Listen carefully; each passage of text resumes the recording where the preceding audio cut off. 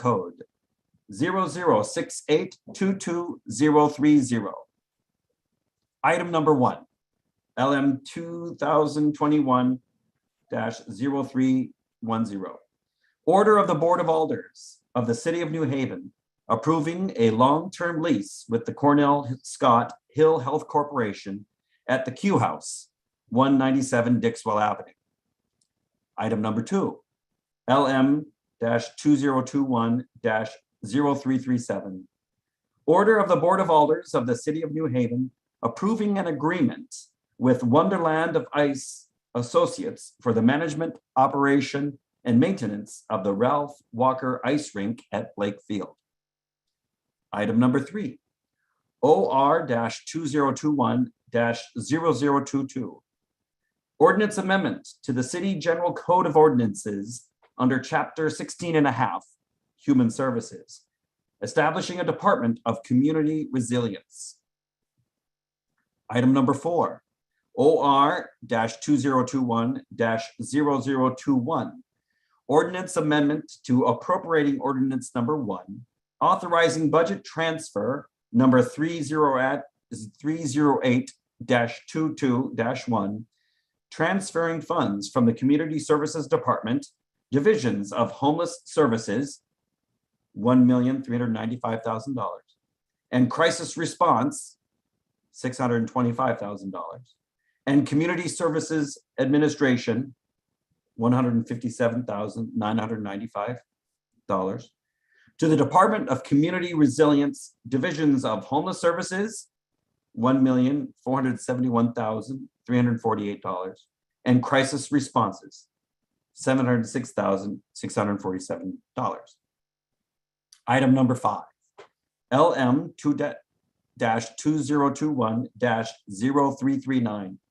Order of the New Haven Board of Alders transferring $8 million and 0 cents from the American Rescue Plan Act funding and transferring to the Department of Community Resilience. Item number 6, LM-2021-0334.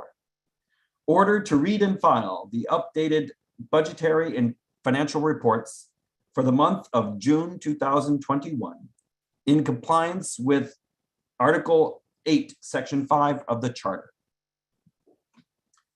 These items are filed with the City Clerk and may be inspected at room 202, 200 Orange Street, New Haven. Per order, the Honorable Yvette Hamilton, Chair. Attest, Michael Smart, City Clerk. If you need disability-related accommodation, please call 3 business days in advance, 946-7651 voice or 946-8582 TTY. The public may join the meeting and may send public comment to publictestimony@newhavenct.gov. The meeting may be viewed at https://bit.ly-3A3XCFU or by phone at 301-715-8592 or 312-626-6799. Meeting webinar ID 98706770253. Phone passcode 0068223030. Note, since the meeting is remote, participation by a quorum of members is expressly prohibited at the physical location and will not be present. However, any member of the public may request in writing a physical location and any electronic equipment necessary to attend the meeting in real time no later than 24 hours prior to the meeting. Said individuals shall have the same opportunities to provide comment or otherwise participate in the meeting as would be afforded if the meeting were held in person, with the following exception. Under law, if such person loses the ability to participate because of an interruption, failure, or degradation of such person's connection to the meeting by electronic equipment, the committee is not required to adjourn or postpone the meeting. Thank you, everybody. Again, my name is Alder Adam Marchand. I am Vice Chair of the Finance Committee. Our colleague, Alder Yvette Hamilton, who chairs this committee, is away and unable to attend this evening. And so I'll run the meeting in her stead. We'll begin with attendance.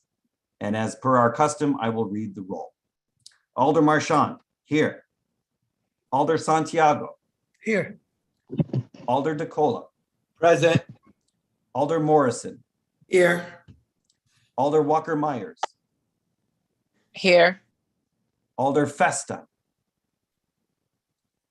Alder Furlow. Present. Alder Evelyn Rodriguez. Present. Alder Hurt. Present. And Alder Decker. Here. Thank you, everybody. I would also like to recognize members of our board of alders who are here, not members of the committee. Alder Kim Edwards, Alder Abby Roth, and Alder Carmen Rodriguez. And I think that is everybody. I also see Alder Steve Winter, who's in the attendees page. All right. Well, as everybody can tell from the reading of the notice, we have a busy agenda tonight. We have 6 items. They really break down into 3 groups. The first 2 items have to do with lease or other business arrangements affiliated with city facilities. So I will deal with item 1 and 2 together. We'll hear the presentation on Cornell Scott Hill Health Center. We'll hear the presentation on the ICE Associates, and then we'll take public testimony on those 2 items. The next 3 items, all 3 relate to the proposal to create a new city department, the Department of Community Resilience. We're going to hear all 3 of those items together. One creates the department, one transfers funds to make the budget accurate, and the third one allocates money from the American Rescue Plan Act funding to these purposes. So we'll hear those 3 together, and we'll take public testimony on those 3 after the presentations and the committee questions. And then finally, we'll have our monthly report for June. So there'll be 3 moments where the public are invited to testify. After items 1 and 2, after items 3, 4, and 5, and after item 6. And as per our custom, when we hear the presentations from the city staff or the maker of the item, we'll then give committee members an opportunity to ask questions. We'll follow our procedure of going through the roster, which means that I will go last. So you be ready, Alder Santiago and Alder Nicola, because I won't be asking questions until everybody's done. So we're going to rely on you guys to get us kicked off and started. And we'll ask colleagues please to limit themselves to 4 questions because we have a very busy agenda and time is of the essence. After the questions are done, we'll either move on to the next item or open it up to public comment based on the schedule I mentioned earlier. Unless there's any questions from members of the committee, can we please have the makers for the Hill Health Center lease item?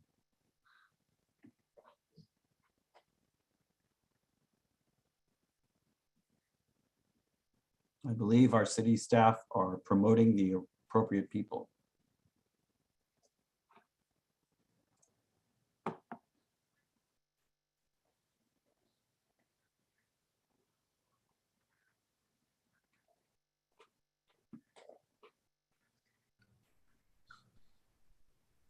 I see our Economic Development Administrator and our Director of Management and Budget and the Director of Cornell Scott Hill Health Center. I believe that is the team for this item. Would you gentlemen please introduce yourselves, giving your names and address for the record, please. Good evening, Madam President, Vice Chair Marchand, members of the committee. My name is Michael Piscatelli. I'm the Economic Development Administrator for the City of New Haven, and I reside at 353 Summit Street in New Haven. Good evening, Michael Gormany, 45 Jefferson Road, Branford, Connecticut, Acting City Controller. Mr. Taylor, you are muted, sir. Mr. Taylor, you are muted, sir. I could tell I you were giving your apologize. best. I apologize. My name is Michael Taylor. I am the CEO of the Cornell Scott Hill Health Center located at 400 Columbus Avenue in New Haven. I see that we have two more city staff who've joined us. If you're part of the presentation, please introduce yourselves. Michael Pinto, Assistant Corporation Counsel, 449 Central Avenue, New Haven, Connecticut. Dr. Dalal. Mehul Dalal, Community Services Administrator, reside at 115 Linden Street in New Haven. All right. Just wanted to thank everyone first and foremost for your time tonight. Certainly for the economic development team. We've just been so inspired and truly appreciating, grateful for the work of the Q House Advisory Committee. I see Alder Morrison on the call tonight.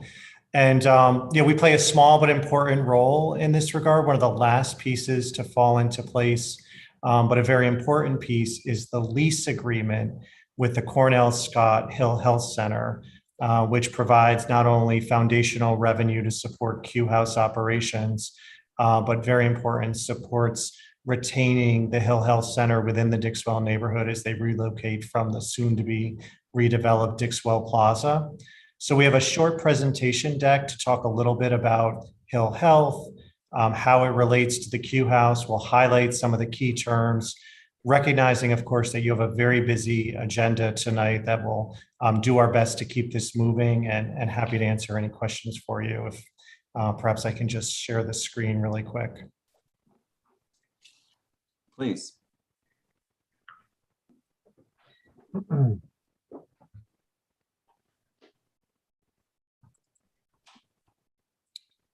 I think many of you are familiar with the project. I don't know how many have seen a picture of the building or interior just yet as it's starting to come together. It's incredibly elegant and beautiful. Hill Health will take a space of about 15,374 square feet in the building. It's part of the broader Q House planning. Many of you know from other meetings led by the advisory committee together with CAO and CSA leading this effort. You've heard from LEAP, who is the programming partner, the library and Hill Health taking significant space as part of their relocation, and then the engineering department managing the construction and operating the building once it's open, and they play a key role in welcoming Hill Health to the table. I'll let Michael talk a little bit about the Hill Health Center and their vision for the space, and then we'll go over the key terms. Happy to talk a bit about the health center. As some of you should know, the Cornell Scott Hill Health Center is Connecticut's first community health center. And so we are indeed celebrating our 55th year or somewhere in that regard.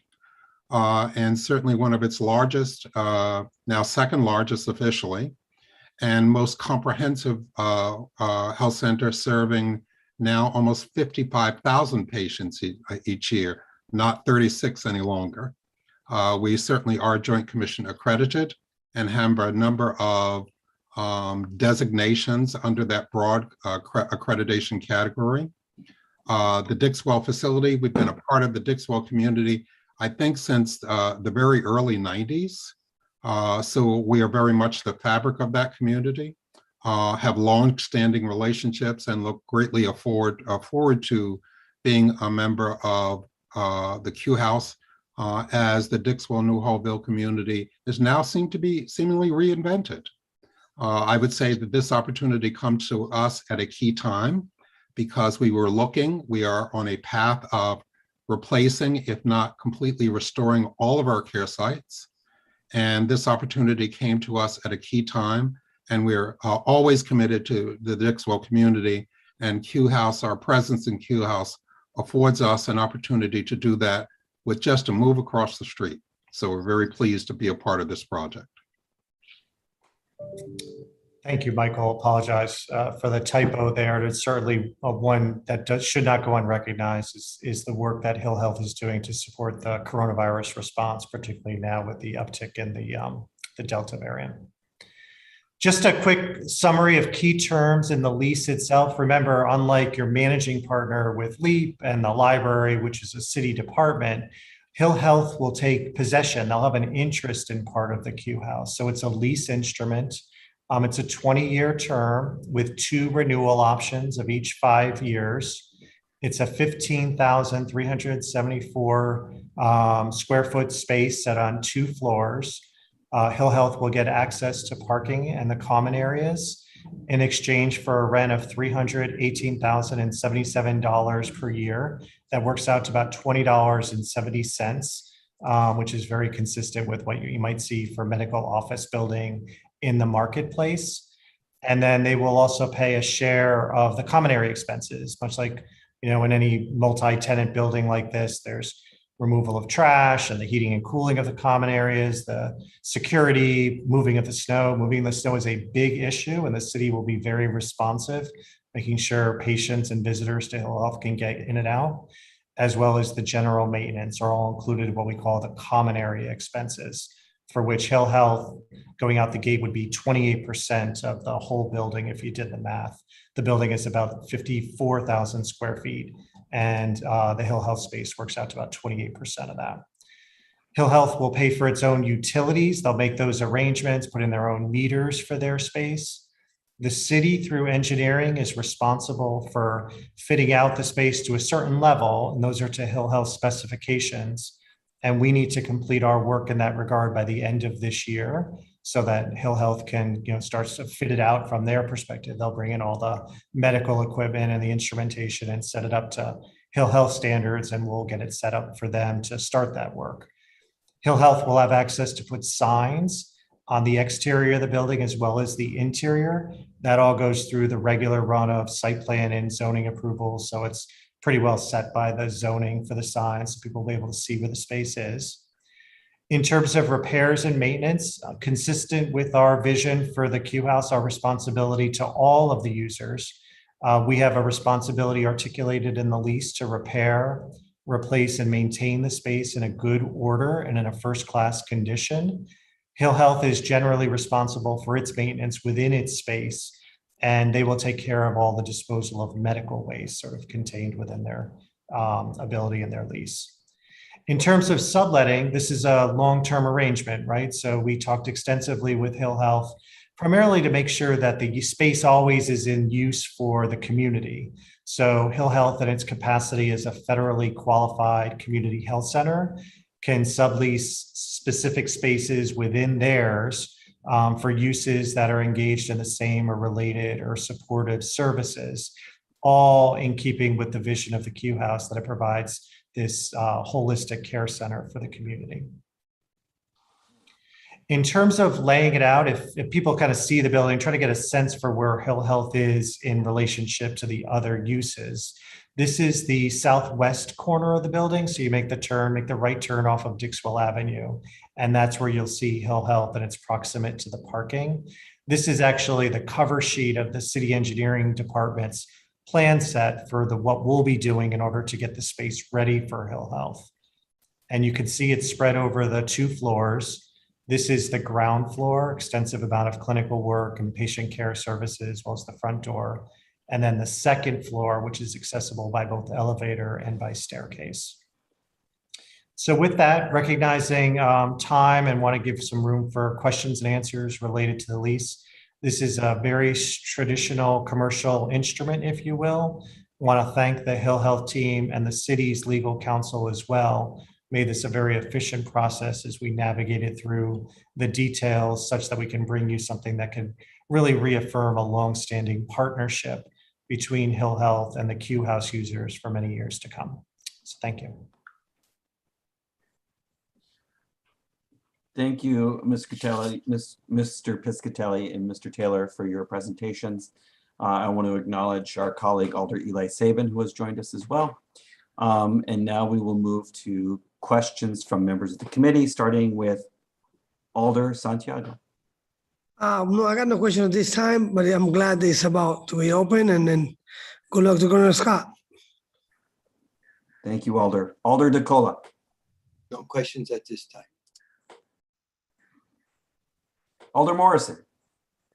No questions at this time, but I do want to take this moment to thank Mr. Taylor, Michael Taylor, so much for hanging in there with us. This has probably been one of the longest journeys in your redevelopment of your spaces.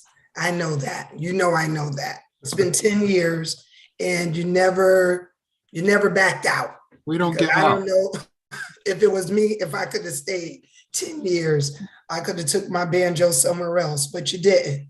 And I thank you so much because the Cornell Scott Hill Health Center is that button that we needed for our community center, because I really feel, and this is the feeling of the members of the QS Advisory Board, we should be able to go into that meeting in that building and get all our needs met.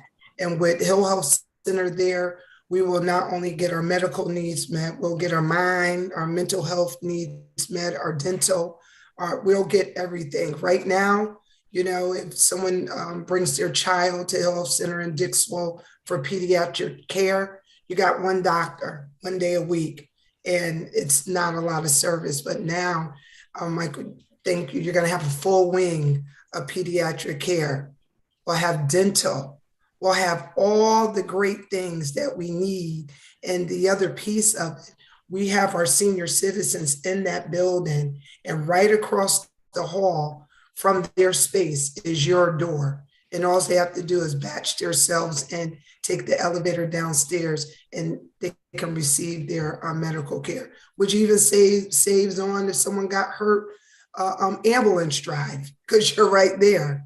So I really thank you, Mr. Taylor, for believing in Dixwell, believing in our mission at the Q House. And I look forward to working with you over the years and just having Cornell Scott stay in the Dixwell community for generations to come. So thank you again.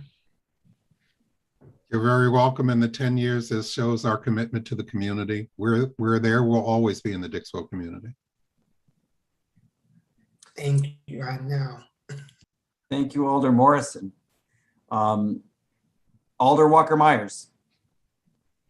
Thank you, Mr. Vice Chair. No questions. It's pretty straightforward. Thank you. Thank you. Alder Furlow. Thank you, Mr. Vice Chair. No questions. Alder Evelyn Rodriguez. Thank you. No questions at this time. Thank you. Alder Hurt. Thank you, Mr. Vice Chair, but I have no questions at this time. Thank you. Alder Decker. I have no questions. Thank you, Mr. Chair. Thank you, colleagues. I do have one question, which is about the duration of the agreement, 20 years with 2 possible extensions of 5 years each. Did you want to say a little bit more about that particular length of time? I'll go first, and then Michael may want to add to it as well. We looked at both a 10-year instrument or a 20-year instrument to see what might make sense for both parties, and recognizing that the market for medical office space is a little bit tight. We're building a first-class facility, one that will last the duration of this lease. This is the right partner to go on the journey with us, and so locking it in for that length of time. It's indexed for the common area charges, so that will continue to support the Q House. We felt like, it's the right partner to continue going on. And Michael, if you want to add to that. I'd be happy to add to that. Moving a medical operation is no small task, and it's not something that we ever do with the intent of only doing it on a short-term basis. So and as I indicated earlier, we already have a long-standing presence in the Dixwell community. We were simply not interested in a short-term move. Thank you for those explanations. Any further questions from colleagues? Seeing none, I want to thank Alder Morrison. Do you have a question? Vice Chair, no, I just wanted to make sure that people really see and understand the community, see and understand this partnership, this financial partnership. I know throughout this process, we've been talking about the different monies that have to now go into the Q House in order to function. But I really want to highlight this, this governmental public-private partnership that we have where Cornell Scott, their rent money is going to be used specifically for the Q House and its operations, its programming. So it really shows the city, the Cornell Scott, LEAP, all these partners coming together, both public and private, to make sure that the children, the seniors, everyone has a comprehensive a community center. I think it's very important to highlight the fact that no one person or no one entity is responsible for this financial lift. This is a shared process. So I thought it was important to indicate that. So thank you. Thank you, Alderman Morris. And of course, when we deliberate on the item, I expect you may say even more in regards to this, and it would be most welcome.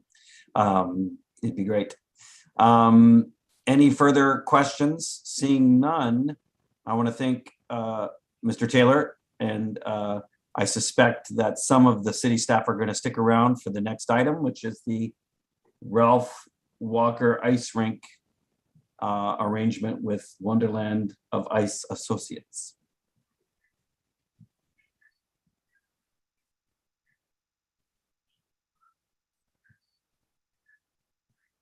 And so I think our city staff are maybe sending a few people back to the attendees room and keeping some folks on for the next item. I see that Becky Bombero, Deputy CAO, is joining us. Mr. Vice Chair, does that mean I am excused? You may go, Thank Mr. you. Taylor. You know, it's possible that in the course of the public testimony, something might arise that, you know, only you could answer, but I don't know the protocol, so I don't know whether I should remain or whether I'm excused. You're welcome to remain, although we won't deliberate on this item until the very end of our meeting. So if you're able to stay around, we'd welcome you to stay. But if you have to go, then we'll wish you well. Happy to stick around. Thank you, sir.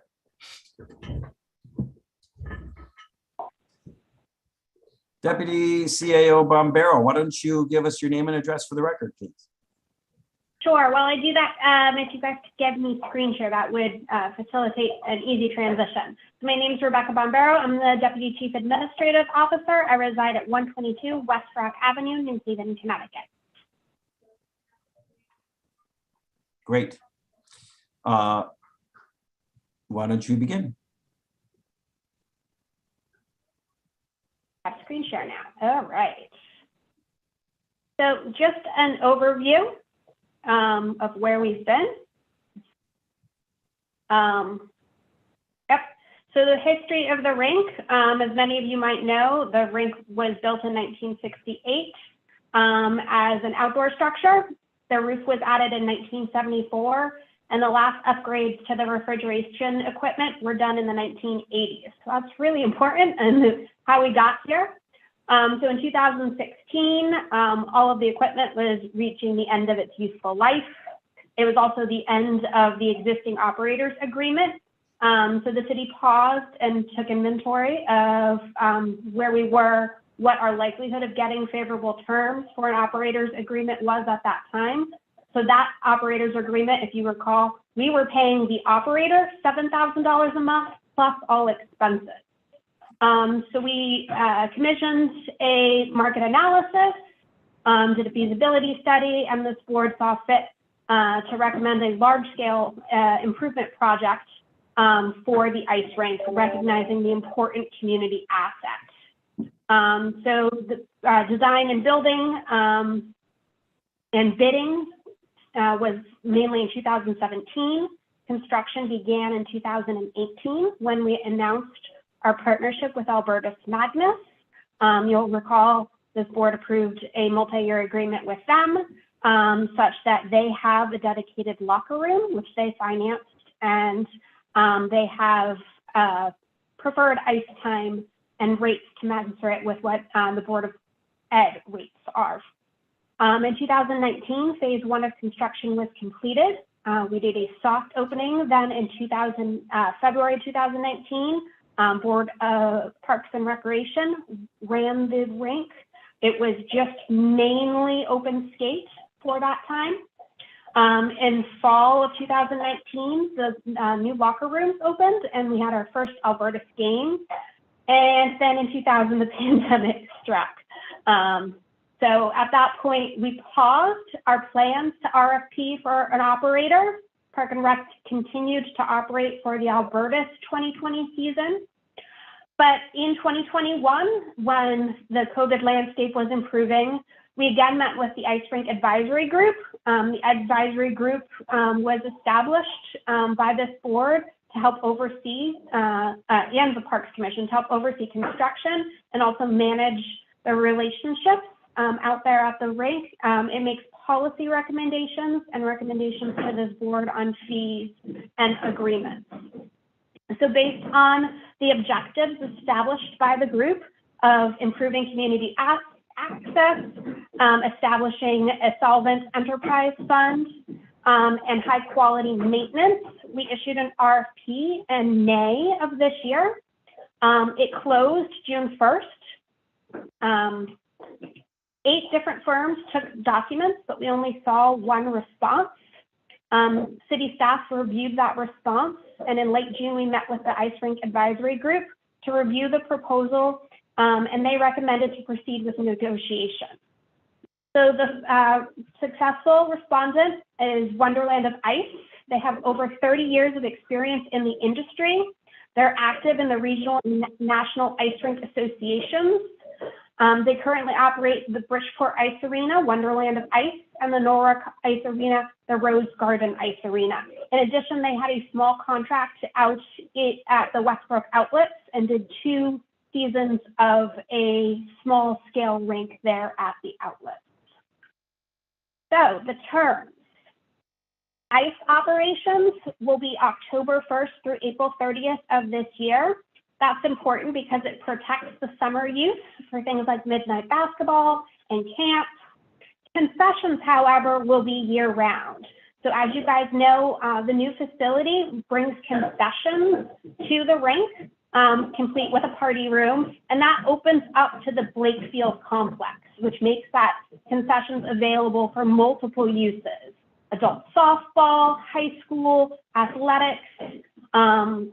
So it's actually, somebody was teasing the other day, the cops that write their reports out there at the Ralph Walker Ice Rink parking lot could take advantage of the concessions as well. So period is 5 years with a 5-year renewal option. Again, RFPs and these processes are very time consuming. You want the operator to be able to establish themselves and build a reputation, but you want to maintain the city's ability to review at good intervals. The rent and revenue, ice operations, the city will receive a rental payment of $5,000 a month. Again, this is a complete opposite. We used to pay $7,000 a month. Now we will receive $5,000 a month in rent, plus 10% of net revenue above $100K.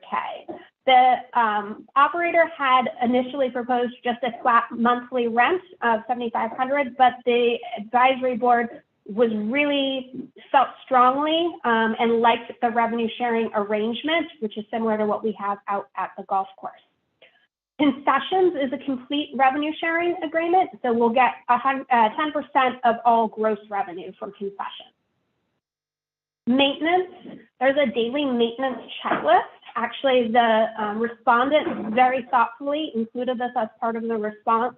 It's a soup to nuts daily log of all of the nuts and bolts of the ice rink. It will ensure that it's well maintained and taken care of and that it meets our standards. The city will maintain the contract with Simcoe for the chiller plant. Simcoe is the manufacturer of the plant, and they service the plant and maintain the systems there. Hiring, the vendor has agreed to make every effort to hire locally and appreciates referrals from the community. And in addition, will forward postings as identified through contract. The Parks Commission thought this was very important. So all postings will have to go to the Recreation Department, to the Chief Administrator's Office for distribution to the Board of Alders and other community groups, to Board of Ed Athletics so that they can make those postings available to their athletes, to New Haven Works and other community groups. Minimum skate, open skate hours, those are defined by ordinance. So they must be at minimum of 7 hours a week, including weekends and holidays.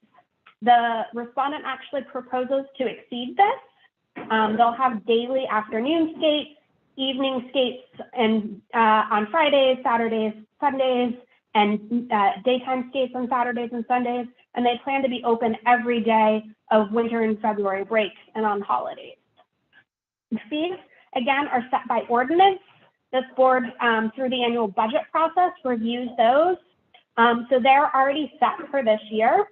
The operator will work with the Ice Rink Advisory Board to make future recommendations based on operations. And it gives us an opportunity to meet with the operator each year and review the process, or progress, sorry.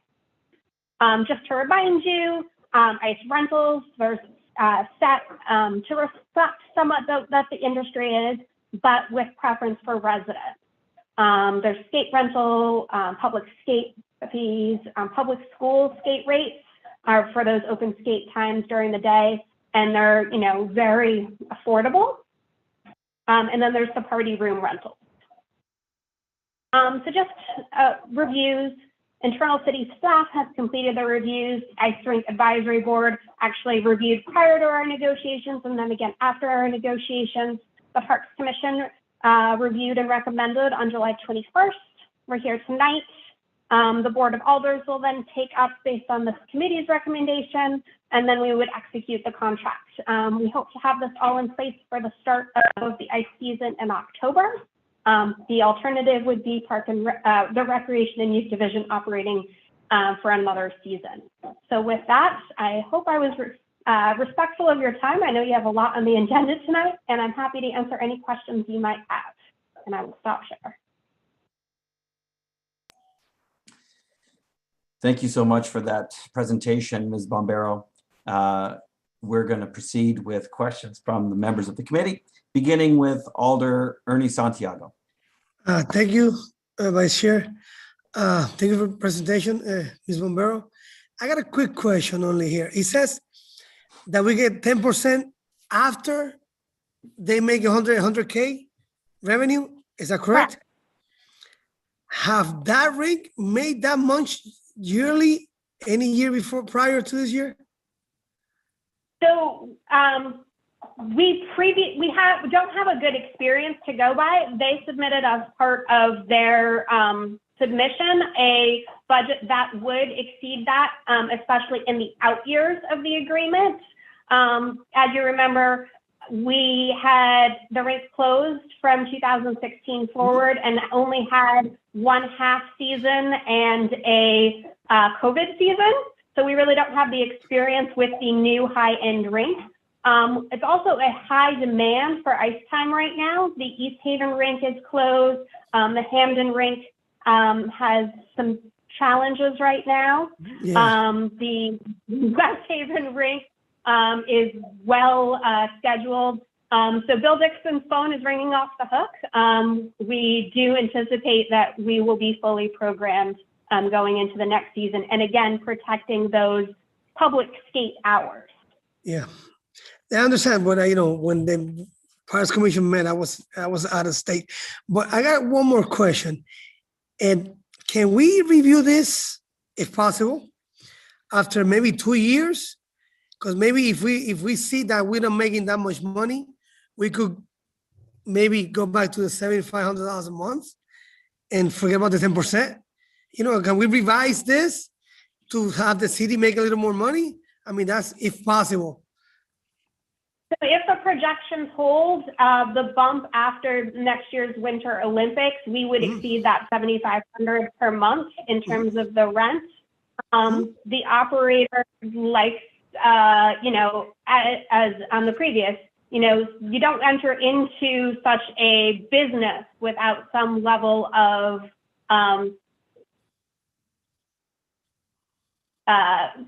known quantities. So the 5-year term is actually less than what they had originally requested. They had requested a 10-year term as part of their response. And again, this was our only respondent to the RFP.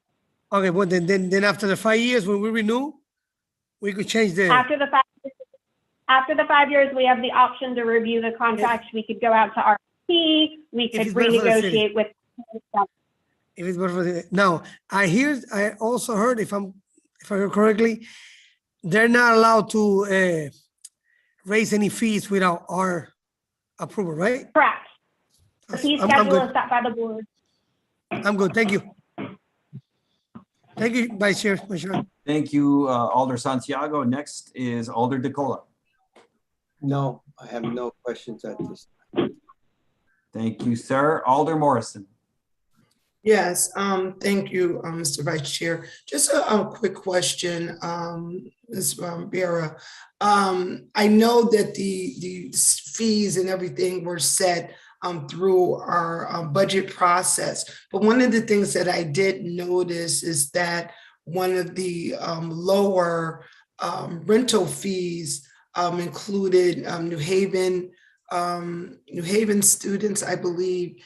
The thing that caught my eye, and specifically Albertus Magnus. And so is Albertus Magnus the only college in the area that will be able to get that lower cost? And if so, why? I think I know why, but I just need you to remind me why. Are there plans to maybe engage in the other local colleges and universities in the area? And if there is there a plan to also allow them to have the lower cost? And I ask this question because from a systems perspective, if all the local colleges and universities had this opportunity, we would really get very close to that 100K that Alder Santiago was referring to. So that kind of was a two-part question, but I know you get it. Sure. So the first part of that question is, if you recall, when we came to you in 2018 with the Albertus agreement, Albertus made a substantial financial contribution to the reconstruction of the ice rink that both improved the facility and built their home locker room. It is a partnership agreement with them, and as part of that partnership agreement, we extended to them the New Haven Board of Ed rates. So those rates you set each year. Those are currently not extended to any of the other colleges. That said, we have received interest from Southern Club team. I know they were meeting with Bill Dixon and the potential future operator already, reviewing schedules and ice time availability.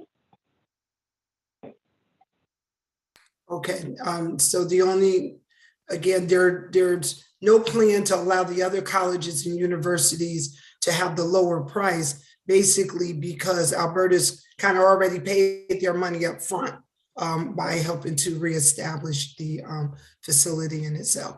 Okay, thank you for that. No further questions, Mr. Chair. And if we were to consider a discounted rate for any of the other colleges, we would have to come back to this body. Thank you. Thank you. Thank you, Alder Morrison. Alder Walker Myers.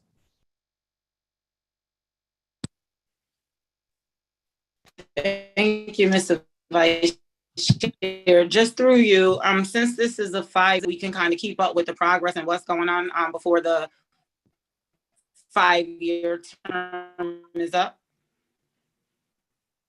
Correct. They will have to do reports to the Ice Rink Advisory Board each year. And we, as the Ice Rink Advisory Board and the city administration, have to come before this board each year to set the budget for the enterprise fund and also any fee schedule. So that's the opportunity to review the progress at that time. Thank you. Thank you, Walker Myers. Next on the list is Alder Furlow. Thank you, Mr. Vice Chair. My questions have been answered. Thank you, sir. Alder Evelyn Rodriguez. Thank you, Vice Chair. No questions at this time. Thank you. Alder Hurt. Thank you, Mr. Vice Chair. My questions have already been answered. Thank you. Alder Decker. Thank you, Mr. Chair. The rink is in my ward, so I've heard some of this before. I'll have more to say in deliberation, but a quick question did come to mind, Deputy CAO. Do we have a sense of how many jobs we're talking about that the concessionaire will be bringing in? And if you don't have that information at hand, then through you, Mr. Chair, I would request it. So noted. I do not have a good estimate on that, but I will get that answer for you. Thank you very much. And through you as well, Mr. Chair, I do wonder if this could be an opportunity, again, to partner with New Haven Works, which is, a group, of course, that is dedicated to the thing that, I heard you say that the concessionaire is committed to trying to fill these jobs locally. So I think that would be the way or a way to do it. So through you, Mr. Chair, I would, I guess, add that to the questions that you're bringing back to the potential concessionaire. Thank you. So answer to that is they are going to be required to make all postings available to New Haven Works as well. Excellent. I have nothing further right now. Thank you, Mr. Chair. Thank you, Alder Decker. So I'm last on the queue. Ms. Bombero, can you tell us more about what is going to be offered at the concession? What range of refreshment might one purchase? Is it popcorn and hot dogs? Sorry, Soda? I have the entire menu if you give me a second. I'm also asking if there's a liquor permit, or is it going to be not alcoholic beverages there? Not alcoholic beverages.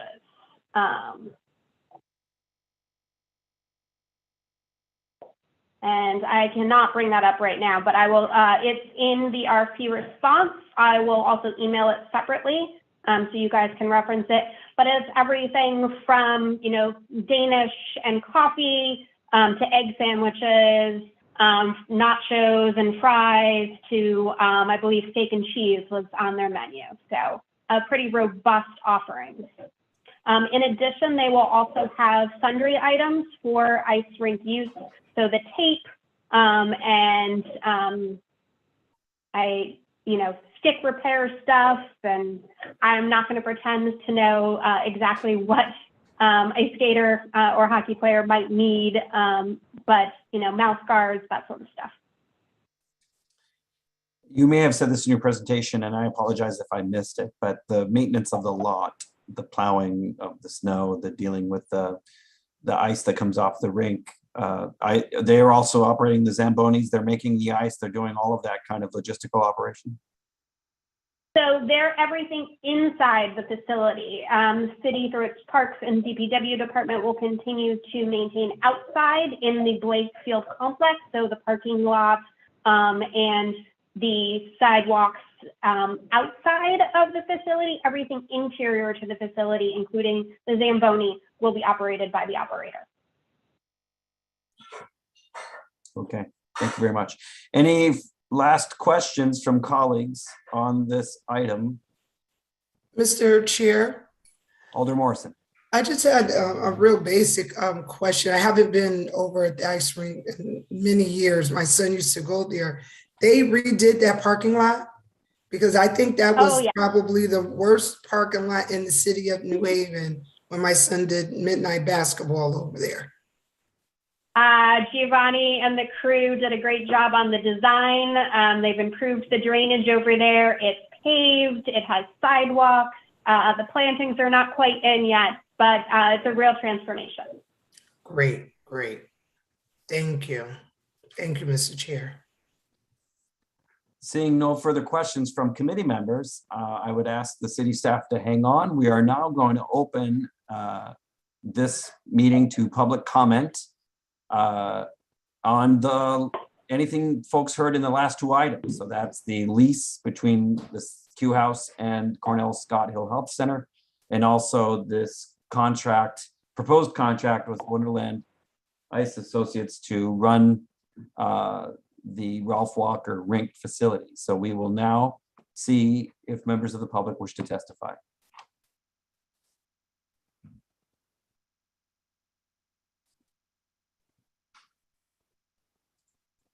Do do not see anybody with their hands up. I would ask city staff as if anybody has emailed our public testimony email address, either asking to testify or offering testimony. That would be a no, Mr. Chair. Okay, I do see one hand went up from a Richard Ewens.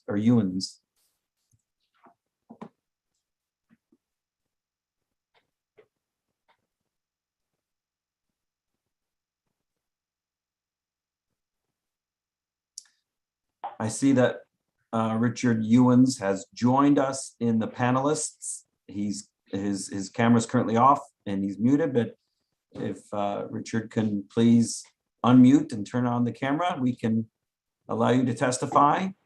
I'm not testifying. I just got a question. Oh, well, you can offer a question as part of your testimony and we can ask it later on.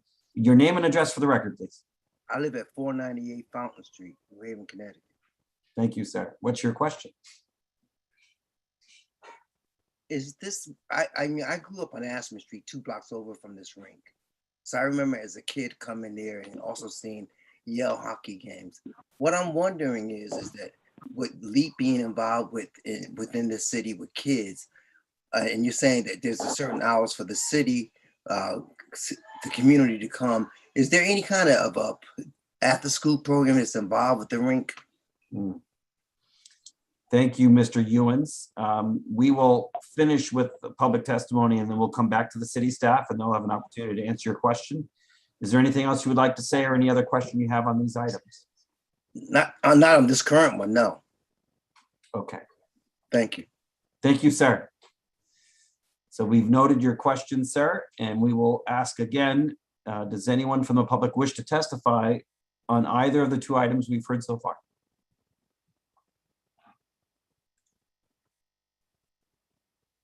And for a second time, does any member of the public wish to testify on any of the 2 items we've discussed so far? And for a third time, does any member of the public wish to testify on either of the 2 items we have discussed so far?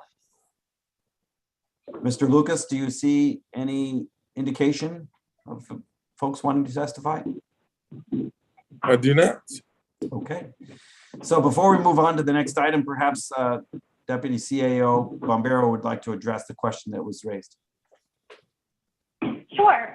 So there's threefold opportunity. One, through the Board of Alders fee schedule, there's built-in rates for New Haven Public School for field trips. Field trips are a very popular weekday afternoon activity, which gives kids that first opportunity of exposure at the rink.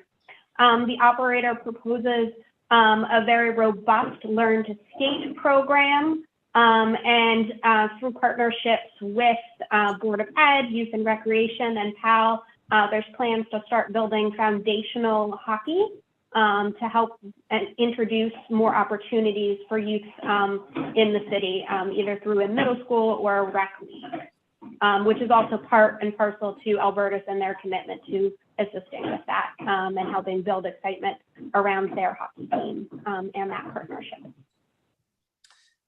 Just in follow-up to Mr. Eunice's question,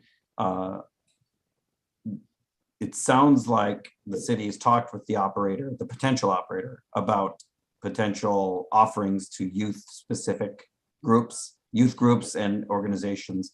Does the current approved rate schedule make a space for that? Or what would the charge be for a youth organization that, say, an after-school program that's not a New Haven Public School organization? Would it fall in the same rate category or would it be in a different rate? So the rate schedule is silent to that, and I would defer to this group as to what was appropriate. There's a New Haven resident rate, which would be, for something like the Yale Youth Hockey League or the Hopkins School League, and any partnership with city would come under the Board of Ed rate for hourly use. Okay. Right. Okay, great. So thank you very much. And seeing that there's no further public testimony on this item, I will thank Deputy CAO Bombero for her explanation and presentations. And now we'll move on to the next 3 items on our agenda, which all relate to the proposal to create a new city department. And if the staff would please promote the appropriate folks, we can hear this presentation. We will be discussing 3 items at once here because they're all very much related. That's item 3, 4, and 5.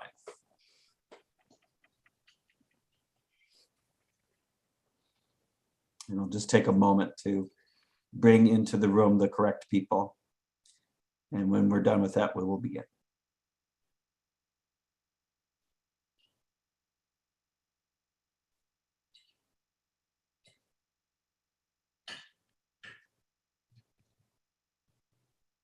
I see Dr. Dalal, and I believe you'll be leading this presentation, sir. Please, names and address for the records, and then you may begin. Good evening, Mehul Dalal, Community Services Administrator, reside at 115 Linden Street in New Haven. Michael Gormany, City Acting Controller, 45 Jefferson Road, Branford, Connecticut.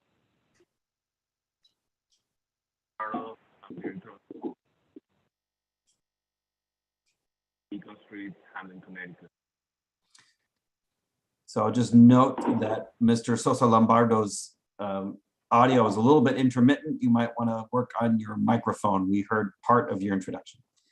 Dr. Dalal. Thank you, Mr. Vice Chair, Madam President, members of the committee. Appreciate the opportunity to provide this presentation. If I could just grab the screen share, I will go through my slides.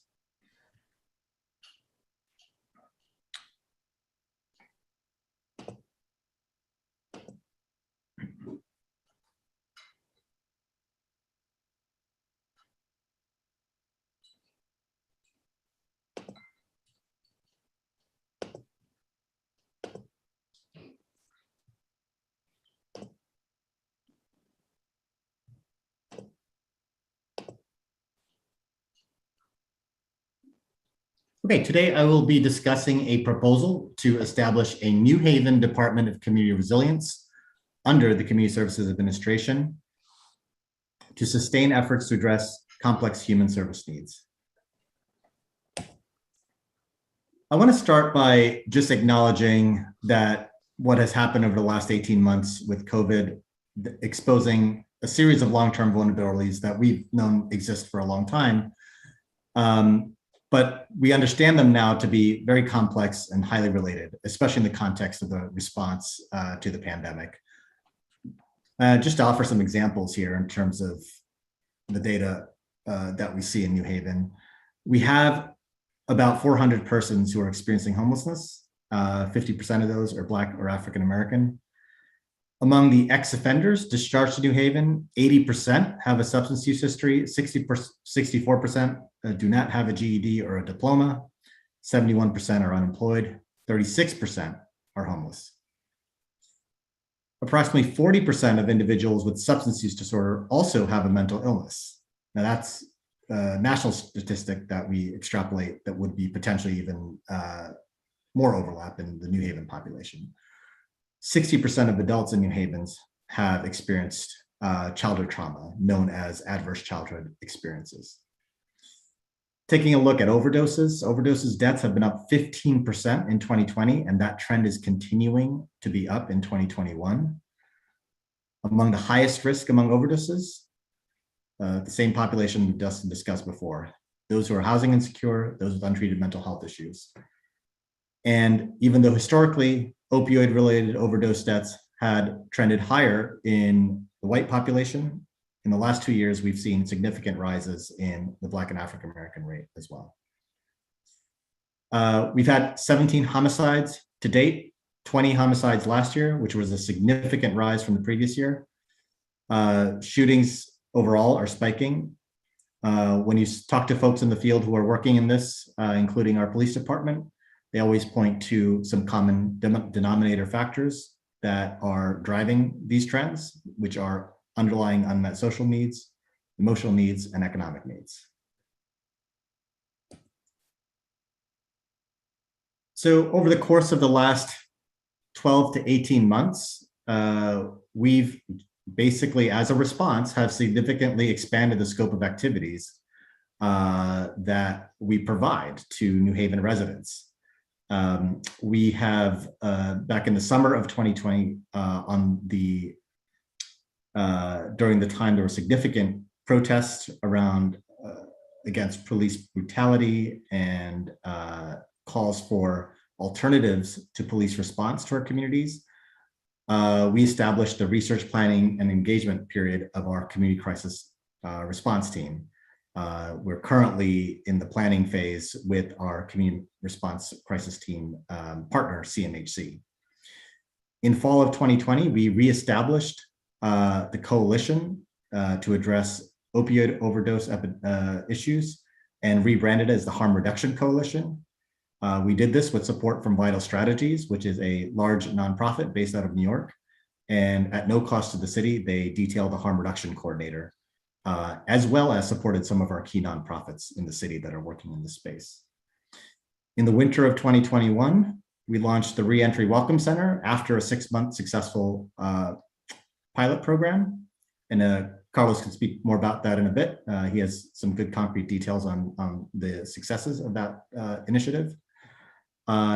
In the winter of 2021, after a period of extensive work in protecting our homeless population from the COVID pandemic, we established a 5-year strategic plan that was presented to the Homeless Advisory Commission. And really the idea there was to try to drive the focus into permanent housing rather than the traditional shelter type, congregate shelter type housing. In spring of 2021, we established a ad hoc interagency work group to address gun violence. And based on discussions with that group and presentations from other cities who have coordinating infrastructure around community gun violence, we announced plans to establish an Office of Gun Violence Prevention. And finally, under community mental health, as I alluded to earlier, we cannot address any of these issues without the appropriate resources to address trauma and exposure to trauma and the follow-up services that are required. So as part of our summer reset plan from the first wave of American Rescue Plan funding, we launched a community mental health rapid response team. And they've actually already been in the field doing response for such scenarios. And really our plans beyond summer reset are to establish the resources to implement a public health and social services approach to violence prevention and some of the other issues that I've mentioned. In terms of the state and federal context, both the state and federal governments are signaling considerable interest in funding these areas, not just theoretically, but with concrete action and expected funds coming into the city. $2 million has been proposed as a community project by President Rosa DeLauro. That was the subject of a press conference last week. The fact that it made it to a press conference stage gives me great confidence that that money will come through, and it's directly earmarked for New Haven and for the Community Crisis Response Team project. As part of the American Rescue Plan overall budget from the feds, there's a $4.8 million allocation to homelessness that's going to come directly to the city.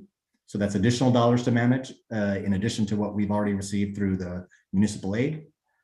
A little more on the horizon, so not concrete yet, but the Biden administration has signaled that they are very interested in funding initiatives around community violence prevention and have proposed a $5 billion investment in those initiatives, as well as a $70 million, a first-time investment in harm reduction. And if the $5 billion trickles down in any way similar to the homeless initiative, we would anticipate between $4 and $5 million for New Haven alone. So again, potentially a substantial amount. The state delegation has introduced bills to support reentry initiatives statewide. the SB 572.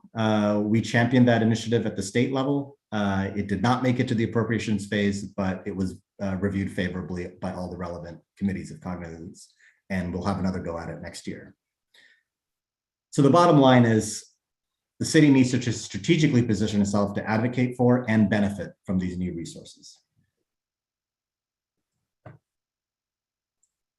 So in order to do this, we're proposing to create a new department that would, under one roof, coordinate, expand, and sustain the various initiatives that I mentioned. The new director of Community Department of Community Resilience would sit under CSA. It would include a newly established Office of Violence Prevention, a newly established Office or Coordinator of Mental Health Initiatives, all supported by a data and GIS manager. That would also be a new position. It would fold in existing resources, positions, and programs related to our current special projects, which include our reentry and community crisis response initiatives. It would also fold in the coordinator of our housing and homelessness initiative, which is, a longstanding commitment of the city. That office will also come with 2 additional positions: an existing manager of community development initiatives to manage the substantial funds we get from HUD, or to assist with that management, and a previously approved homeless outreach position as well. And it should be fairly clear, but I've indicated what is new and what is proposed. So the new positions here are part of the package request to draw down from the ARP. The existing fundings are indicated as either GF, general fund, or special funds, but those are either existing or already approved. So no new funding requests related to those, just the reorganization request. So why create a new department? I've given some reasons, but to just summarize and offer a few more. There is a large portfolio of interrelated human services work that should have coordination and programmatic leadership that a department can offer. Stakeholders will have a single point of leadership level contact for a range of issues that are related: homelessness, mental health, violence, reentry. Often these issues are wrapped up together, and having a single point of contact for the board of alders, of course, very important, but other stakeholders is key. In this case, taking a page out of the public health playbook, we want to make sure we implement a data-based accountability and quality assurance system across programs, so that most importantly, the programs know what's working and what isn't working, and implement quality improvement as part of their day-to-day operations, and are supported in doing so. But also that we can present out to the community and stakeholders our accountability based on solid numbers and metrics. I mentioned that it is important to position the city to apply for new funds and strategically manage existing resources. And I believe because the issues surrounding this new department have had a national high profile with specifically respect to alternatives to police-based responses, the focus on mental health that's been facilitated by issues around the pandemic, I believe we could attract a highly qualified and motivated leader to lead this new department. Just some high-level budget estimates. This department would be a $6 million per year department over the next 4 years. 2.1 would be the existing general fund, approximately, and that's the subject of the second item on your agenda, or sorry, the second of this group of items. 1.9 million of special funds will be existing, pulled from our ESG, HOPWA, and CDBG lines that are part of our annual HUD funding. 2 million per year would be special funds, and this is the topic of request. Number 3 of this set of items, the BoA request for drawdown of American Rescue Plan. Approximately 560 would be salaries and fringe, 1.4 million of contractual, and 40,000 other expenses. I won't go into this slide in too much detail because it would take too much time. Obviously, Mike Gormany, our budget director and acting controller, is here and can provide additional detail.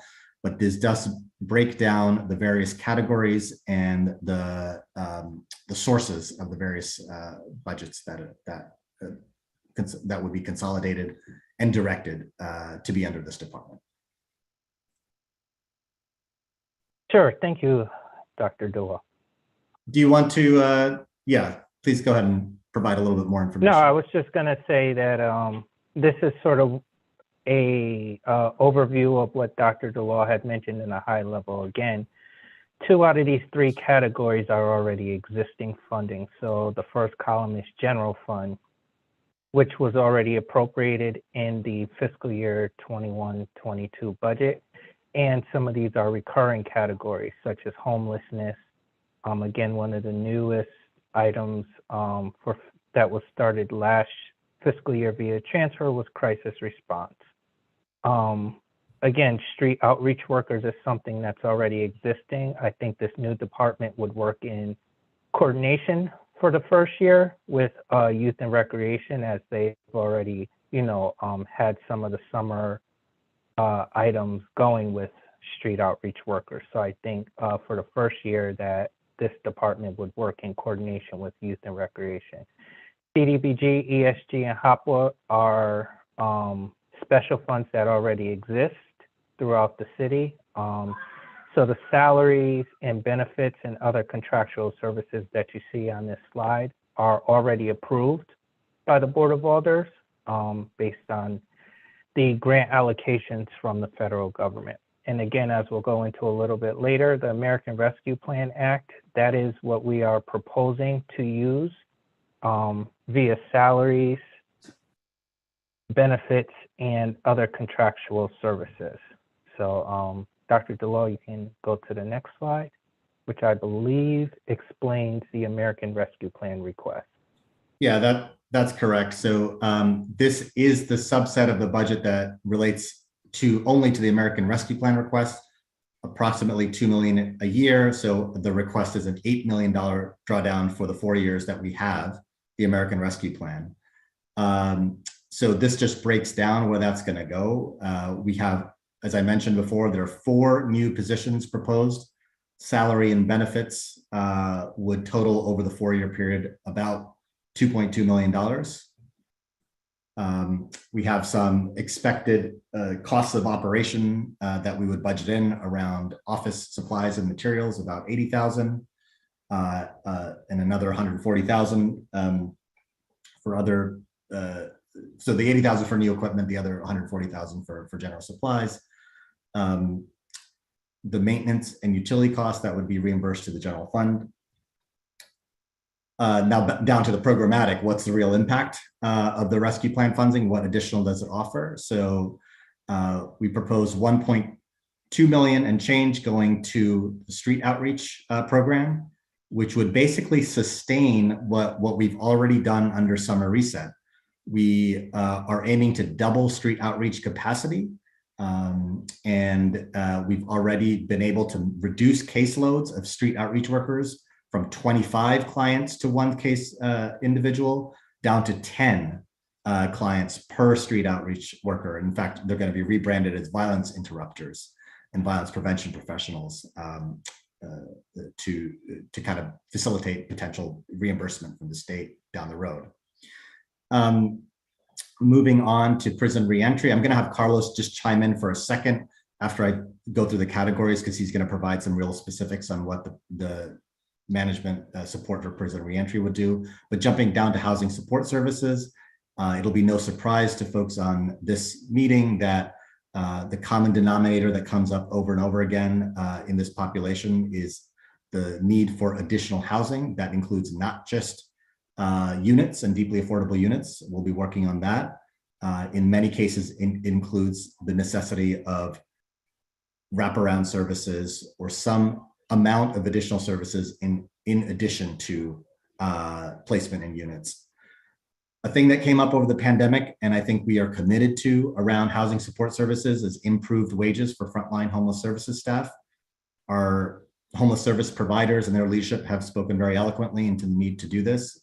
They provide frontline services throughout the pandemic and were able to have emergency wages during the pandemic. We do feel we owe it to them to do our best to try to improve wages. So this additional budget will help our service provider partners to provide better wages. Again, I mentioned we started a community mental health rapid response program that's has already started, but the details are still developing. We would be able to continue that program for a period of 4 years in some shape or form. And then Carlos, I know you've been waiting patiently. If you want to just chime in a little bit about how the prison reentry and case management model would work under this, that'd be great. So as Dr. Lal mentioned, after 6 months of successful pilot, we established a reentry welcome center early this year to serve as a single drop-off for the Department of Corrections, where the returning residents are connected to social services upon release. Now we are ramping up some of those services by providing a collaborative case management approach through the summer reset program, where we will have social workers and people with lived experience working with high-risk gun offenders and also with individuals who are identified as being group and gang members. We will work in collaboration with the Department of Corrections to meet people in the facilities up to 3 months before release, so that we can make sure that they have a smooth transition into the community, but at the same time to figure out whether they have some type of conflict in the community, some type of conflict that needs to be mediated, so that issues related to gun violence do not arise when they are released from incarceration. Our police department has repeatedly reported that people returning home from incarceration are bringing conflict to the community. So we want to be very mindful to target the population and make sure that they are provided with strong support to achieve their goals in the community, their goals of reintegration, so that they can have the opportunity to turn around their lives. And the importance of having this type of department under CSA is so important. The problems facing some vulnerable constituents are very complex and interrelated. So it is important to put resources and improve coordination through a single point leadership. Just for example, a formerly incarcerated person may be affected by either homelessness, substance abuse, mental illness, or all of them. Or a person who may be supported by the upcoming crisis response team may be homeless, and that homeless person may be affected by mental illness, abuse, or both, and may be even at risk of getting arrested if they are not provided with the right supports, which today oftentimes happen. Like I said, these issues are complex and will really require sustained effort over many years.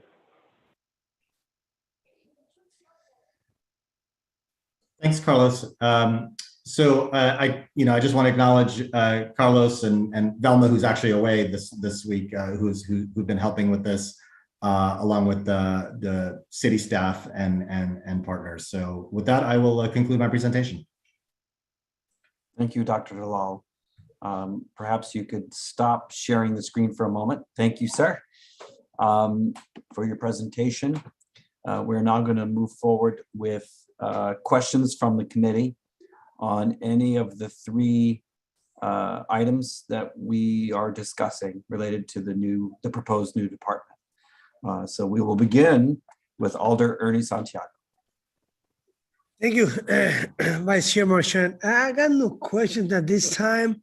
I'm just a little concerned that it's only going to be funded for 4 years, and then we have to find the money for that, even though we're under the gun to begin with. So I'm just a concern. That's all. Thank you. Alder Santiago, that's an excellent thing to be concerned about. And I'm wondering if the city staff have anything they'd like to say about their view of what demand might still be there after 4 years of federal funding, and what kind of forecasts can you make for what might need to be done? Yeah, appreciate the question, Alder Santiago, and appreciate the opportunity, Mr. Vice Chair. It is an excellent question, and it's one we've been asking since the beginning. A couple of ways I can answer that and respond to that. One is that we will have a data and accountability plan as part of the design of this initiative. So you will know if at the end of 4 years, whether this worked, or what parts of it worked and what parts of it didn't, and what parts are worthy of consideration for a city investment. Now, if honestly, what I would hope is that at minimum, the director level would be transferred into a general fund, assuming that this department shows value. The other positions, we have various other funding strategies as well as programs, other funding strategies that we're exploring simultaneously. Although I can't offer a prediction what's going to happen in 4 years from now, I'd love to be able to. But we have some good signs. I'll just give one example. HB 5677 directed the Commissioner of Social Services of the state to identify a pathway for funding of violence interruption professionals. So this could mean that the violence interruption programmatic work in 3-4 years' time would be a billable service, and potentially not necessarily coming from city funds or other special funds. The same applies, well, not the same situation, but a similar concept could apply to our crisis response team if there was a way to identify billing mechanisms for mental health services offered in the field. Now, that's still an early part of exploration, but what this department will allow us to do is to coordinate a set of advocacy agenda or an advocacy agenda for the state to say, we have this successful program up and running. You have a pathway to sustain it. And we can work with state Medicaid and our state delegation to take another look at it to see if it's appropriate for additional funding. Thank you for that. I'm just going to steal some words from my colleague that if he works, it'd be great for the city. Thank you. Thank you, Alder Santiago. Alder DeCola. Yes, thank you. Yes, I have a couple of questions. One, I recommend, my personal, I don't want to wait 4 years for this data. I think we should have it after 2 years and 3 years. So we on the board, who's ever here, will have a idea where this is moving to if we do have to move some of it into the general fund. I don't want to get this report 4 years from now and we have to decide on that budget year if we're going to do it or not. And second, if it doesn't work, will these employees, I don't want what will happens in the Board of Ed, they shift them into the general fund. Will these employees know if this does not work, that their jobs will end? Any employee that's hired up on special funds would be notified in advance that this is a special fund position, and if those dollars run out, and there's no other place to put them, then that's the situation. We've done that many other times with grants we've received. I just want to make sure they're aware of it, because a lot of times special funds and certain projects in the city of New Haven in the past, these employees ended up staying on the budget in the general fund. So I just want to make sure that they're aware of this, that if it doesn't work, that we're not going to shift them over to the general fund in any way. That's all my concern is. I think this could work. If it doesn't, well, we gave it a good shot. But those are my concerns. Thank you.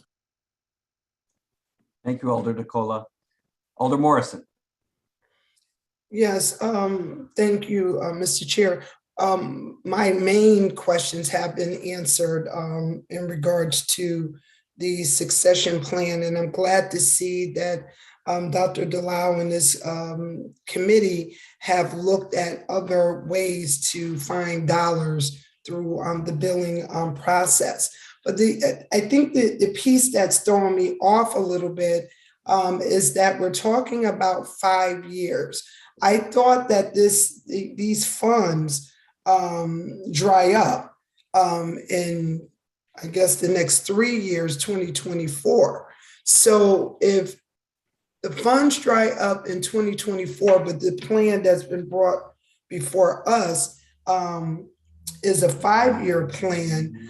As my colleague Alder DeCola said, we really need to know, and through you, Mr. Chair, if we can have, a yearly update or something like that about what the status is, because as Alder DeCola said, we do not want to be faced with, at the 99th hour, we have to make a decision between funding this great service or funding another great service. That just wouldn't be fair to any of us on this board.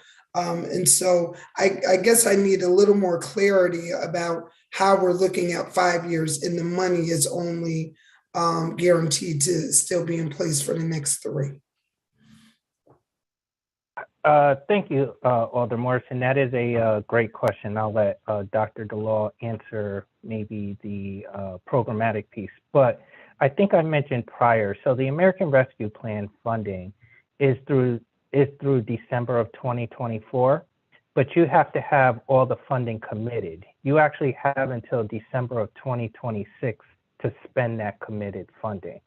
So I think, we picked a 4-year integral because that gives us enough time to sort of get that data collection that Dr. DeLaw needs to see if the program is working or not working or what tweaks we need to make. But no, that's a great question. But again, as long as we have the funding committed in a plan to the U.S. Treasury by December of 2024, we actually have until December 2026 to spend the money that we put in that plan.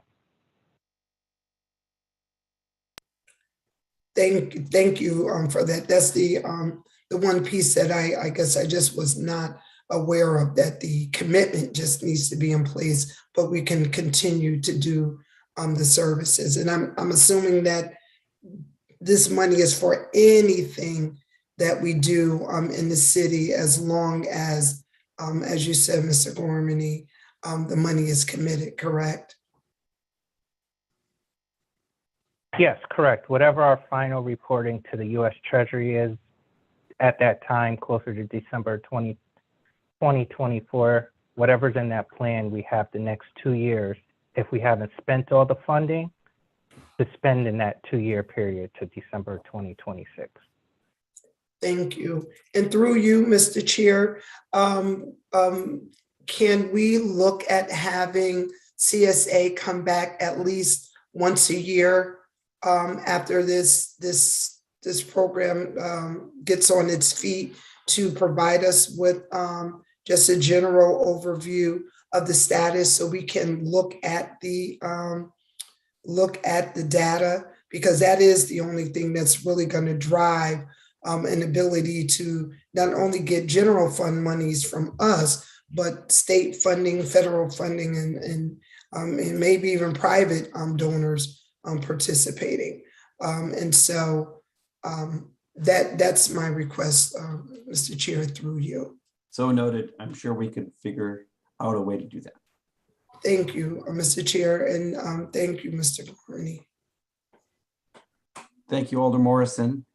Next is Alder Walker-Myers. Thank you, Mr. Vice Chair. I just have 2 questions.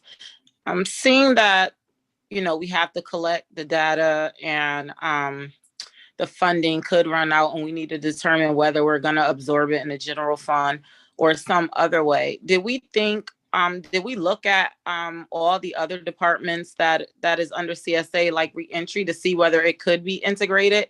And then the second part of my question is, do you think by creating a new department that it would attract funds in a different way, I guess, is my question. Thank you, Mr. Chair. Mr. Chair, may I answer? Okay, great. Thank you, President Walker-Myers. Yes, to answer your second question first, yes, that is the intention, is that by creating a kind of a focal point that addresses these types of issues, that would be much better positioned to apply for or attract additional funding. I think we've already seen this in miniature with our crisis response team. I think we've created a lot of energy around that, and it has resulted in funders being interested in that. And I think if we do that at a department head level that has established the right philosophy and the right infrastructure, I think it could continue to attract additional funding. And to your first question, I just want to make sure I'm clear on for this group here. The consolidation would involve already existing positions, so including reentry programs. So there would be 4 positions that are already existing or approved that would be part of this department. So it would be only 4 additional positions that we'd be looking for from the rescue plan, and would potentially have to find funding for down the road.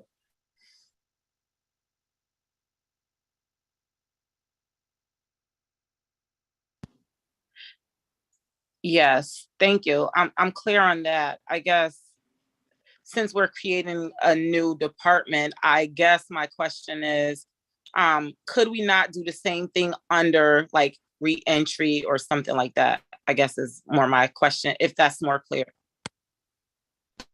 Yeah, I'm sorry, I misunderstood. So to create these programs under an existing office. Yeah, I think there's the benefits of having a department level position that's on equal footing with other departments, such as youth and rec and health and elderly services. That I think that gives these initiatives much more sustainability and focus over time. So that would be sort of my thinking on that question. Okay, thank you. Thank you, Alder Walker Myers. Next on the queue is Alder Furlow. Thank you, Mr. Vice Chair. I will say this is quite a lofty plan, and I do have many concerns with the creation of a new department with its sustainability. I think some of this would probably best be answered under Health and Human Services, but I am going to ask some questions through you, Mr. Chair, because it has been presented to us as part of the consideration for the development of this department, if I may. On slide 2, you have 400 persons experiencing homelessness. I'm sure that's a conservative number, but you did put that 50% were Black. So I'd like to know whether this is a chronic homelessness and what the other half of the population is. And I'd also like more detail in regards to the 5-year homeless plan through you, Mr. Chair, again, Mr. Vice Chair. The 5-year strategic plan, I don't recall seeing that, but we read a lot of material and it could have come through us already. But if we can get some backup on some of the accomplishments that your department has its claims here. And the final piece through you again, Mr. Vice Chair, is on these new appointments. I'd just like to see in writing if you could provide a more detailed job description, and also the qualifications for these new positions. And I think that would help us better see what the vision is for these new positions. And Dr. Jalal, thank you and your staff again for such a good presentation, and thank you for your work and your leadership in our city. Thank you, Mr. Vice Chair. So Alder Furlow, we will definitely note the requests you made through the chair, and we'll follow up on them. I don't know if Dr. Dalal has any preliminary thoughts he would like to share on the issues that Alder Furlow raised. I think those are excellent questions and requests for information, and I will provide that all systematically through you, Mr. Chair. Thank you, sir. Thank you, Alder Furlow. Alder Evelyn Rodriguez. Thank you, Vice Chair. Thank you, Dr. DeLocke, for the presentation. I was thinking about, what does Director Bond think about the new department that is being considered? And the reason why I'm asking that is because we have moved our health department just from being a simple health department with 5 basic responsibilities to what we call a public health. And you know that in the state of Connecticut, mental health goes hand in hand with public health. I'm a little concerned about another department only because it implies seeing more general administrative costs, where you know that in our city, we have so many support services out there. In the city, we have the Hill Health Center, we have Yale University, Yale New Haven Hospital, the private services all addressing mental health. I would think that it would be even better to utilize any monies that we receive to do direct services and to complement the homeless. I think where we hurt is that we don't have something really addressing violence. And because we have a new police department, a new concept, that would have been something where we could really focus. So I just want to share that I'm a little concerned about another department versus utilizing all the funds to, as our president indicates, looking at what we already have, the units that we already have, and utilizing what we receive. I'm a little concerned about using CDBG funding directly to address some of the positions, because the community development block grant literally implies our residents and our non-for-profits coming in to ask the Board of Alders how to receive funding to support services that they have to say regarding helping homeless, regarding all the different kinds of services. So while I think it's a great thing that we are looking and we're thinking out of the box, I think we really need to look at everything we have and go from there. I think it's important what you indicate about data collection. I'm a little concerned where those numbers came from regarding that were given to us just recently. No quote was made on where that came from, but we do need hard data because New Haven is hard burdened on receiving individuals from all over the state. And so hard data would be really great to have. Once again, this is all information I'm giving as we continue to work in what you're saying about resiliency in reference to health and mental health. So I just want to say thank you, and those are my questions that I'm concerned about. Thank you. And so if I were to try to summarize it, I think you expressed concern about the usefulness of creating a new department when there are plenty of agencies already at work in the community around issues of mental and behavioral health. I think you also mentioned the importance of data. You specifically at one point mentioned the health department. I would note that Mutsa Bond, the Director of Public Health for the city, has been added to our panelist group. And so I assume that perhaps she might want to address the issue that you raised. Director Bond? Yes, my apologies, Vice Chair. Yes, that is correct. How are our units complementing and working? What is it exactly that this department is going to engage in complementing? Thank you. Thank you, Alder Rodriguez. Director Bond, name and address for the record, please. Good evening, Vice Chair. Marissa Bond, Director of Health for the City of New Haven, 784 Quinnipiac Avenue, New Haven. So I think, I've been on the sidelines listening, and it's been a very robust conversation and questions that are being raised. And so, as you know, our mission at the health department is to really institute 3 Ps, is what I like to call them: promote, prevent, and protect. And most of our time this particular year and a half has been really devoted to protecting the residents, and instituting measures to protect the health against a pandemic that we haven't seen in over 100 years.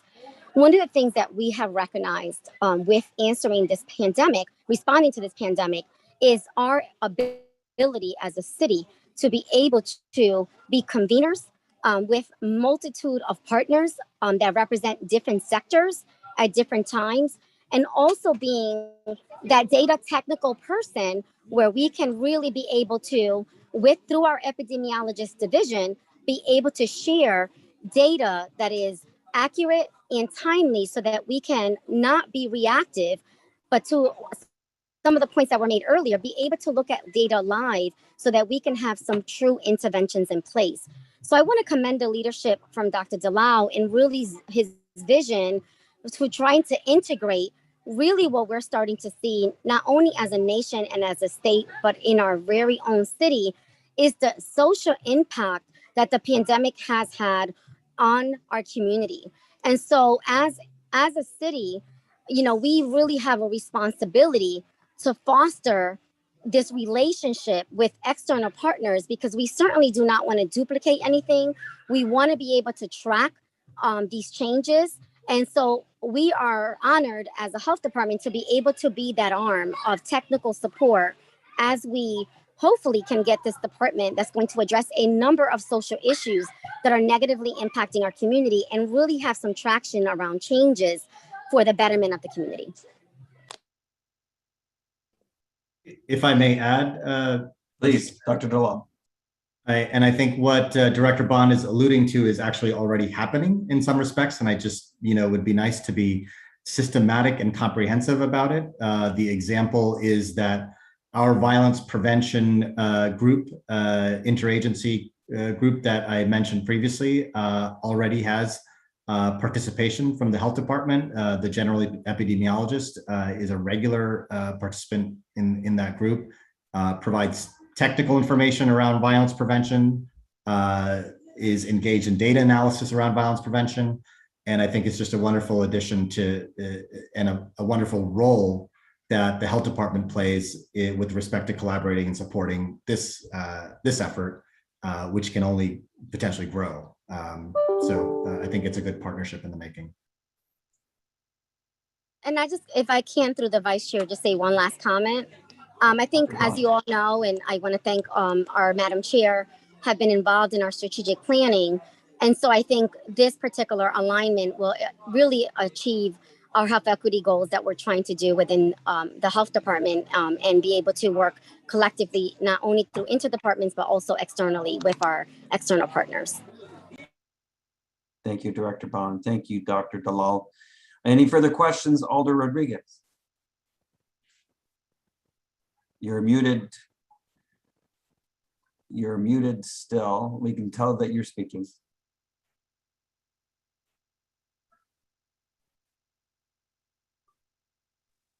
No, thank you at this time. Thank you. Thank you. Alder Hurt. Thank you, Mr. Vice Chair.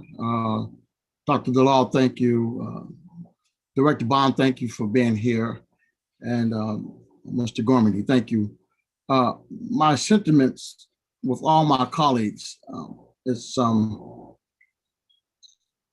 questions that they've asked have been good questions, but I'm still not convinced.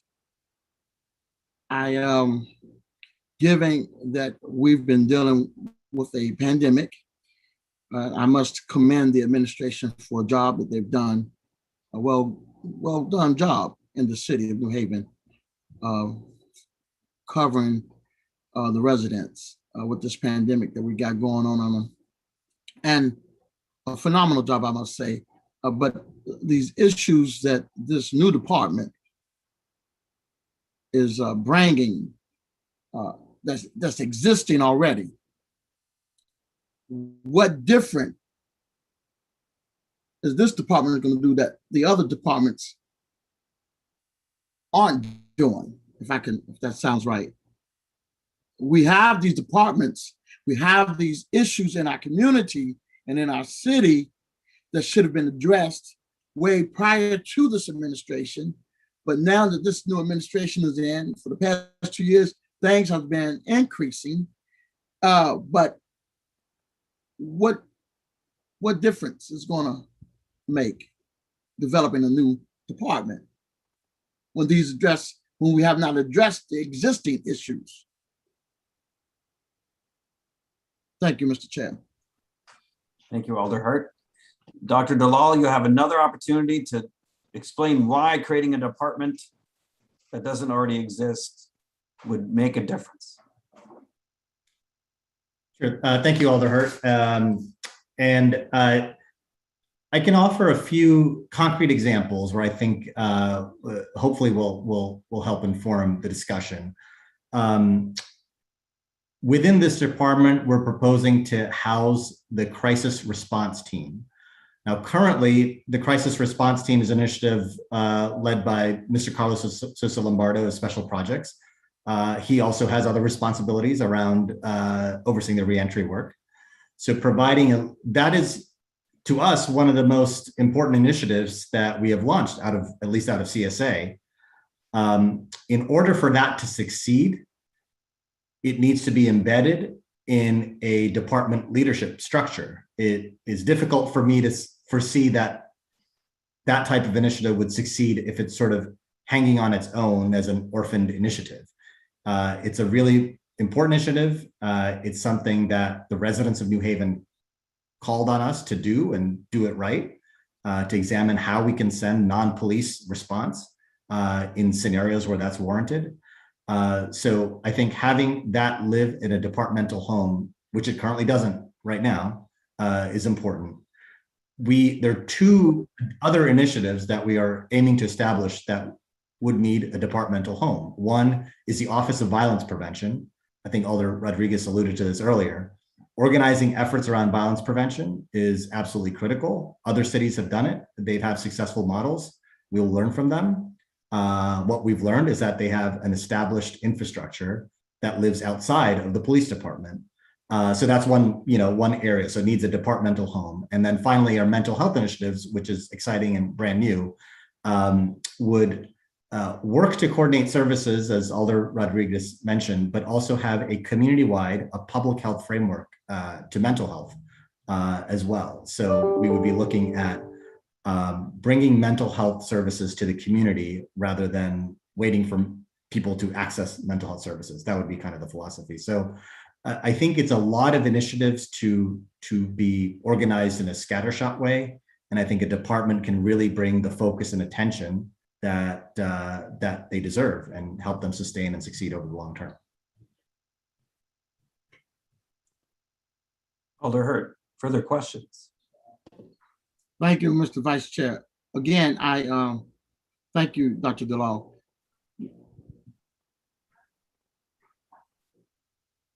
You know what? I'll save my questions for later.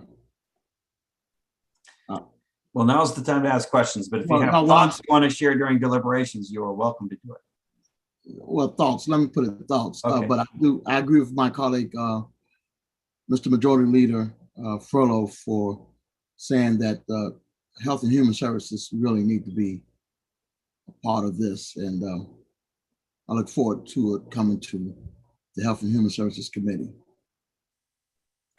Thank you, Alder Hart. I was informed that Alder Decker had to step away for a few moments. And before I ask if any committee members have further questions, I want to recognize Alder Honda Smith, who has joined us. Do any committee member, well, I have a question. How about that? I'm on the list too. I beg your pardon. So there are 3 items before us. The one item amends the city's general code of ordinances, section 16.5, to create this department and to create the director position as a 4-year term. That's pretty straightforward. I understand that. The next one allocates $8 million in funding from the American Rescue Plan Act to be used over 4 years to support various positions and programs affiliated with this department. And I just want to be crystal clear that that $8 million would be taken from the installment of the American Rescue Plan Act that we haven't yet legislated about. In other words, it would not be taken from the $24 million or 26.5, if I remember correctly, over which this board has already passed an ordinance, right? We took some of that and said that would go to the summer programs and other related programmatic activities, and the other 20 million would deal with past expenditures and lost revenue. So I just want to make sure I'm crystal clear, and perhaps this is for our acting controller. From what bucket of American Rescue Plan Act funding is this $8 million proposed to come from? So that's a great question, Vice Chair Marchand. So as you know, the city received two pots of money for the American Rescue Plan. We received 90 million as a direct allocation and 25 million from what the federal government call it a county allocation. So essentially the city has $115 million in American Rescue Plan funding. So as you said, prior the board has approved 26.3 million, which was local revenue replacement and the summer reset activities. What the order is asking to do is to approve another 8 million out of the funding that was allocated, which again was the 90 million plus the 25 million for this particular department over the four and a half year span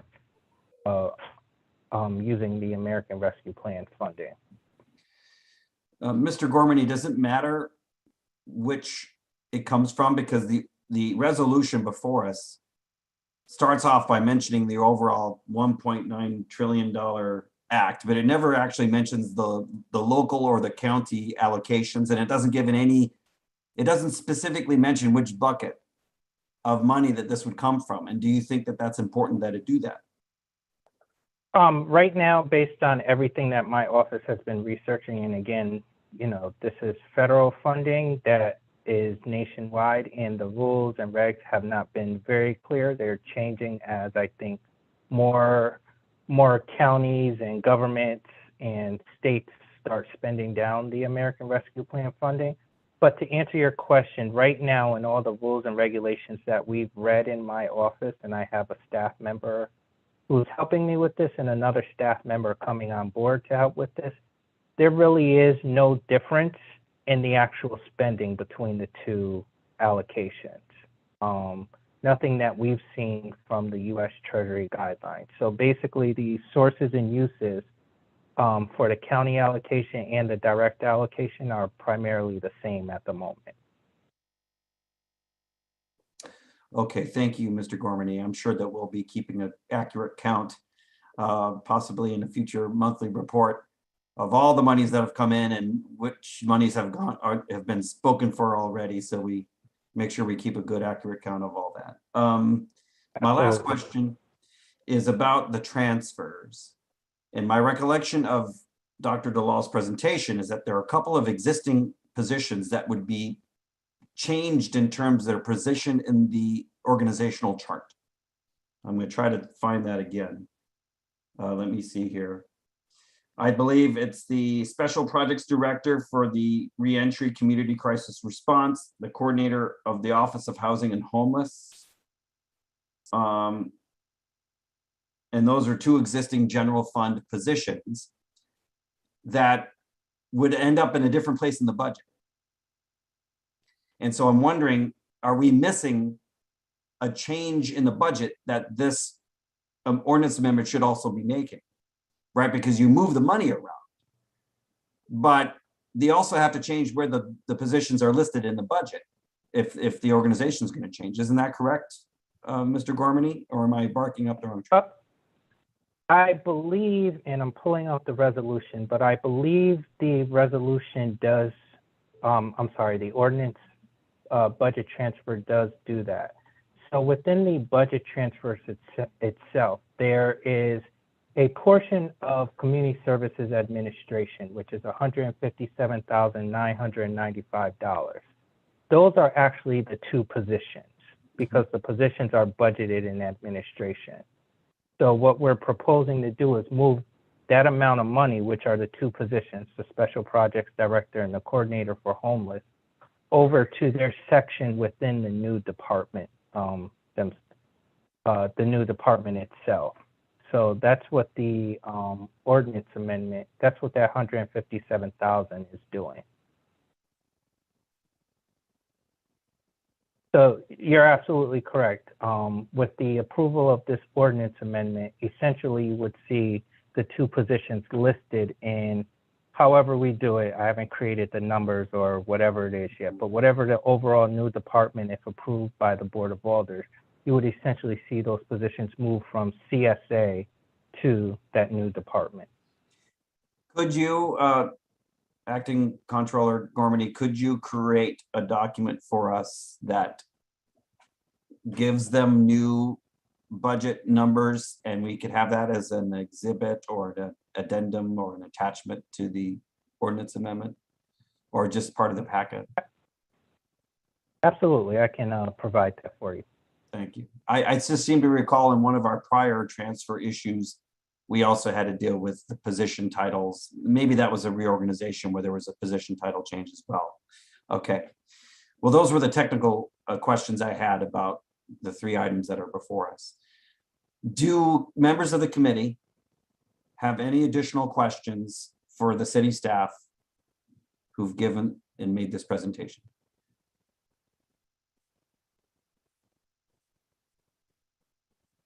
I do not see anybody. So at this time, we would ask the city staff not to go anywhere, because we're going to open up this meeting to public comment on these three items, all three related to the proposed creation of this new department. And so I see that we have someone, Richard Ewens, who has raised his hand.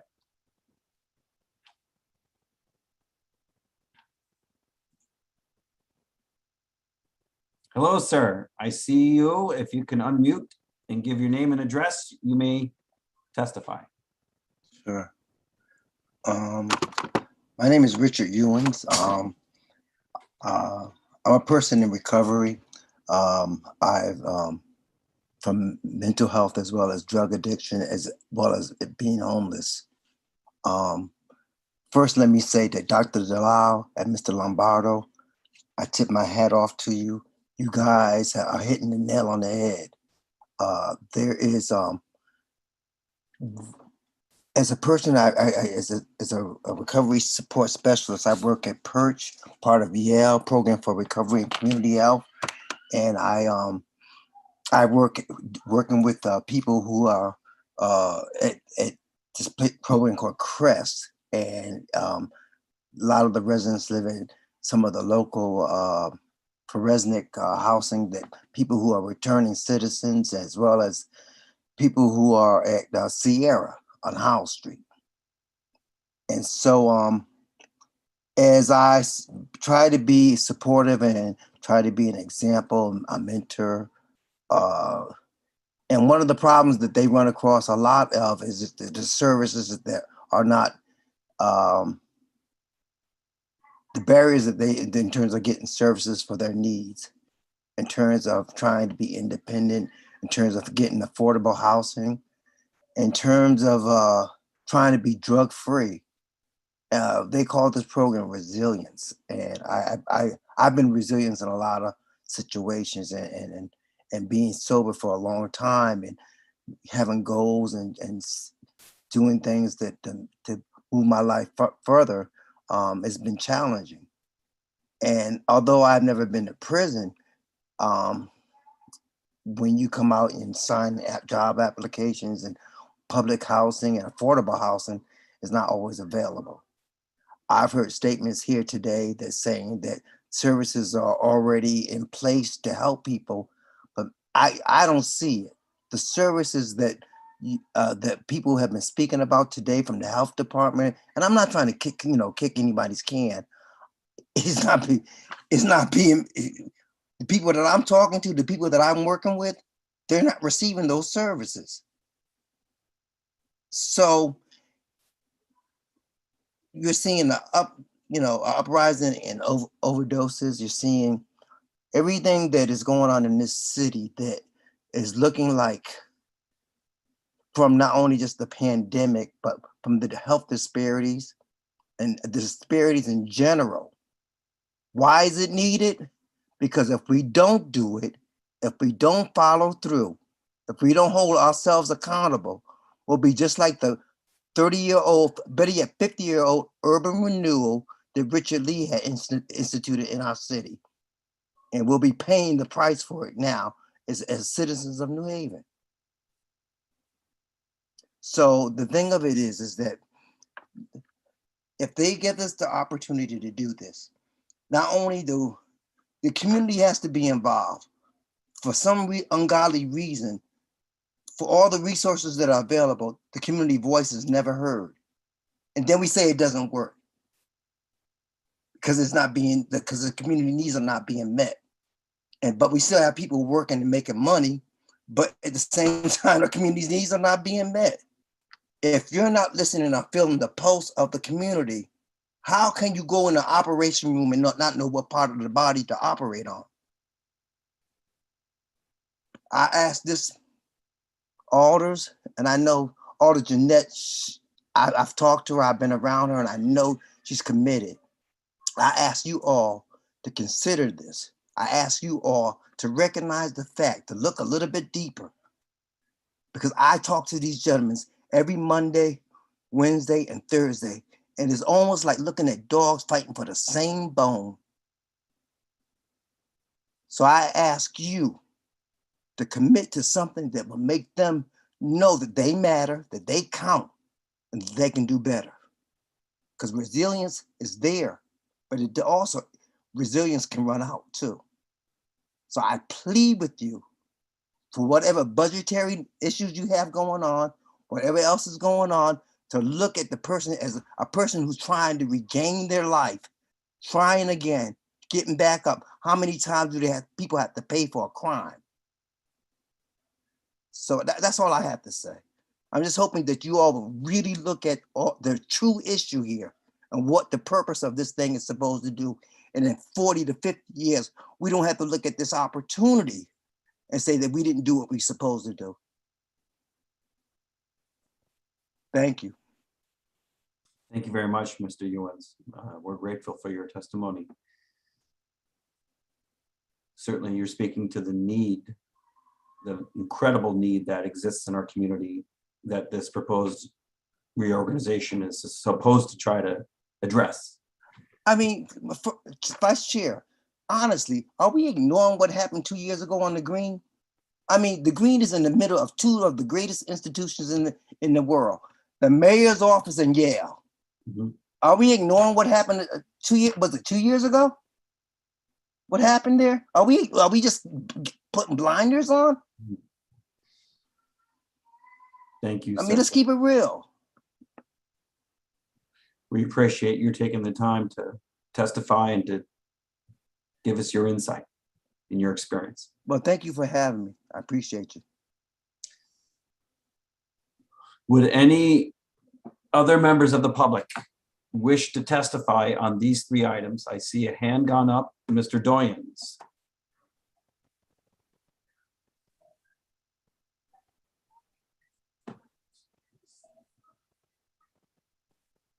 We will await Mr. Doyens fully joining us. He's been promoted. And if you can unmute, sir, you can begin. We'd ask you to turn on your camera if you are able. Here we go. There you go. Hey. Name and address for the record, please. Yes, Gary Doyens. I live at 30 Birch Drive in New Haven. I have a couple of comments. I'm always troubled when we start launching new departments. As a taxpayer, it's just grave concern because it always gives rise to more employees, more positions. And as Alder DeCola rightly pointed out, so many of these special funds positions ends up moving over to general fund. somehow, some way, it happens, and it's happened in more than just the school's budget. And that troubles me, because that means expenses go up, fringes go up, pensions go up, and all the rest of it. There's a little bit of, I get the sense that there's a little empire building and financial engineering happening kind of at the same time. Department heads are famous for expanding their scope of services, justifying it with some good stories and some rationale, and it sounds good on the surface. But are we financially engineering this and going to substantially do something different than we've been doing for years? Alder Hurt hit it on the head. What's going to change? And the good doctor kind of sidestepped that issue, and maybe he can come back through the chair and readdress this. But what's going to change? Are we going to see overdoses go down? Are we going to see homelessness go down? Are we going to see less violence from reentry felons? Are we going to see less housing insecurity? None of these problems are new. None of that data at the front of his presentation was new. We've had those problems for years, the entire time I've lived in New Haven, which is about 17 years now, 18 years. And these same problems have been around for that entire time, and were probably around before I came here. So, and we have different departments and different people doing it. How is rearranging the deck chairs going to change the outcome? And I'm concerned about the outcome, both financially and, more importantly, the outcome for these problems, because these problems, in my estimation, and from my view and from my work in the city and all the people I know in this city, are getting worse, not better. Shootings, murders. What's not mentioned in the presentation was anything about juvenile crime. Juvenile crime has run away. I'm a victim of that crime. They broke into my house in the middle of the night, 2 of them, rifled our stuff. I come downstairs, could have been killed or shot. They stole our car, wrecked it in 5 hours, hitting God knows what, and it kept driving it until the front axle fell off. I mean, they did a lot of damage, tens of thousands of dollars, and cost me personally probably close to $10,000. And there's nothing mentioned in here about juvenile crime or about caregiver shortages or family destruction. Somebody is not watching out over these kids. I was on had a conversation. It was online, so it, was limited, with one of the proponents of prison reform and all that kind of stuff. And she made the comment that these kids are acting out because they're not seen. I don't even know what that means. But I assume that smarter people, or people who are more involved in all of these things, know more about that. But at the end of the day, my family needs juvenile crime to go down. We need homelessness to go down. We need serious reductions in all of these problems. And I just don't see how creating a new department and with new funding that's going to dry up in 4 years, and then it's going to fall to taxpayers, or we're going to have to rob another department to fund this thing, because nobody is going to want to take money away from something that sounds so good. I mean, I haven't liked the street outreach program since it was launched. There's zero accountability in street outreach. I have no idea how many kids they intervene with, how many kids, who they talk to, what the outcomes of any of those conversations are. Do we save anybody? And do we save a single person? I have no idea. But we've been spending $150,000 for a decade or more. So when it comes to the moving over to the accountability side, It's good that you're going to have annual accountability, but there ought to be accountability by programmatic line item. You know, street outreach workers met with these people, had these outcomes, reduction in this crime, prison reentry. You know, each of these line items need to have its own accountability metric and what it is that's being accomplished with all of that money. So that's some of my concern. I hope, I mean, I have a feeling, because I know this board well and I know how the city works. I'm sure that this thing is going to pass, because it sounds like too good not to pass. It's politically very expedient for it to pass. But at the end of the day, I want to know that all of this money, this $8 million or this $6 million department or $8 million, whatever it is actually going to yield results. Now, we've seen financial engineering in this city before. That's how all the neighborhood schools got destroyed and we all went to magnet schools. It was a financial engineering deal. It had nothing to do with better outcomes in the schools. It was financially engineered and we got a lot more money that way. I hope that that is not what this is, and that we're not just chasing federal dollars because they're going to be there for the next 2, 3, 4 years. Because at some point, administrations change at the federal level and that money could dry up. And then, you know, we're going to be stuck. So the sustainability of funding is critical. More importantly is the sustainability of outcomes. If we're going to do this, then the outcomes ought to be different than the outcomes we have. And they ought to be a lot better than what our previous history was before we've seen this spike up. Because this spike that we see in Chicago and Seattle and Portland and LA, we're a small version of the terrible things that are happening in all of those cities.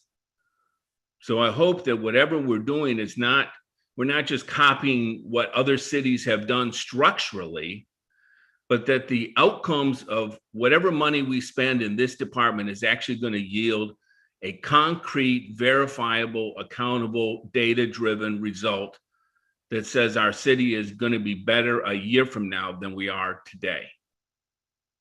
Thank you. Thank you, Mr. Doyens. Is there any other member of the public wishing to testify on these 3 items? Is there a member of the public who wishes to testify on any of these 3 items related to the proposed new Department of Community Resilience? And for a third time, is there any member of the public wishing to testify on these items? Mr. Lucas, do you see anybody or any emails indicating people wishing to testify?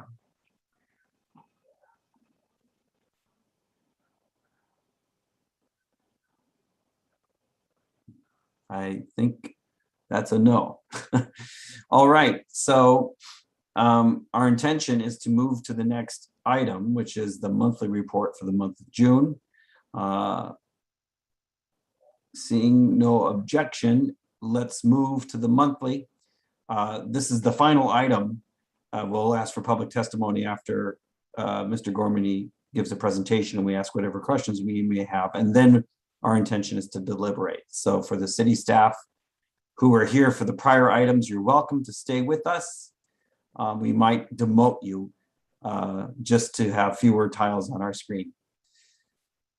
Okay, the final item tonight is the June monthly. Mr. Gormany, name and address. All right, Michael. Absolutely. Michael Gormany, City Acting Controller, 45 Jefferson Road, Brantford, Connecticut. And if Mr. Lucas can give me screen share.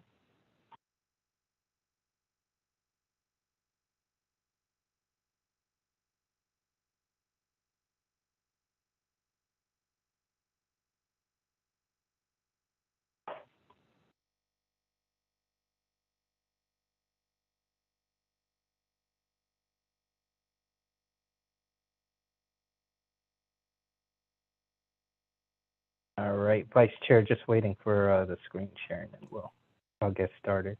I know it's Mr. getting later, Lucas. so Our budget director and acting controller needs screen sharing abilities.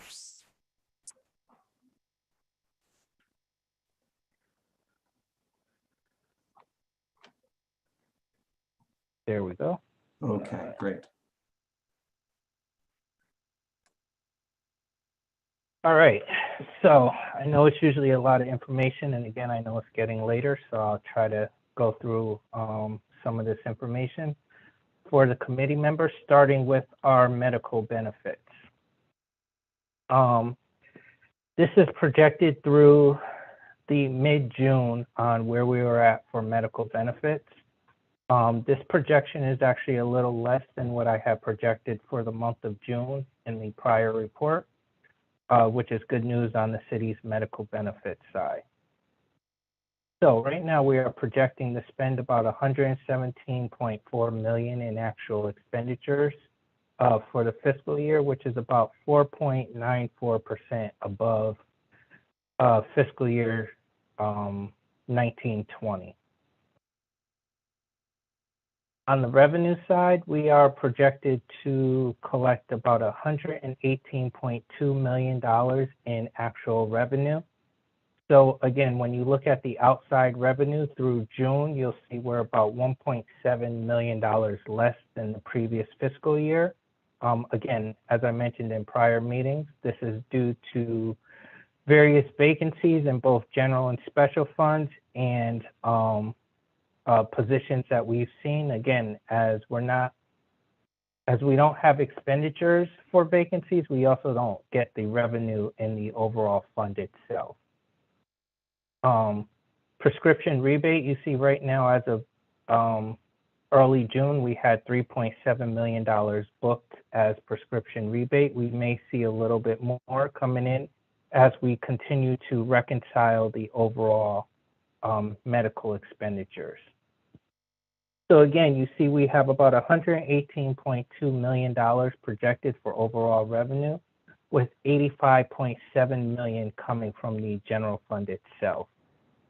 So we would have an overall projected surplus of about $813,419, which again would bring the negative fund balance for this individual fund to a positive amount. And that is our goal for this fiscal year. So again, we are continuing to monitor medical benefits at the closing of the fiscal year. Again, we normally publish a pre-audit report, which will show where we are projected to end. I can tell you we did receive some more revenue that's not in this report. So that will sort of bring that surplus number up or the general fund contribution down, depending on how we book that revenue. We are pretty steady at the expense number that we have in this report. We only seen a few additional expenditures added, but nothing significant. So again, as we continue to reconcile medical, because there is a lag in the billing and claims portion that we see. Usually we see about a month and a half lag, but we do work with Anthem at this time of the year to see if we can sort of speed up what's being booked to the previous fiscal year as we're closing our books in September. Going to workers' comp, as you can see, the projected was right about where we thought we would be for the month of June. We're at about $900,000 as a payout for workers' comp. The overall payout in claims is about $773,000 less than the previous fiscal year, which is good news. Again, this is due to the work that we put into comp. And I do owe this committee a memo from the last meeting on the changes. I did remind our workers' comp coordinator today about the policies and changes that I believe Majority Leader Furlow asked for at the last meeting. So we should be issuing, I did ask her for that by the end of the week, so we could at least issue it to everyone in the next week and a half to 2 weeks on the changes that we made over the last few years. But again, those changes are producing a lower number, as you can see, starting with fiscal year 17-18, where we were sort of at a peak since fiscal year 12-13. We have been steadily going down. Now, again, some of that is also due to COVID as well. But we do expect with the policies and procedures that we have put in place in the last 2 years with the previous controller that, you know, we will continue to try to have these payments remain steady.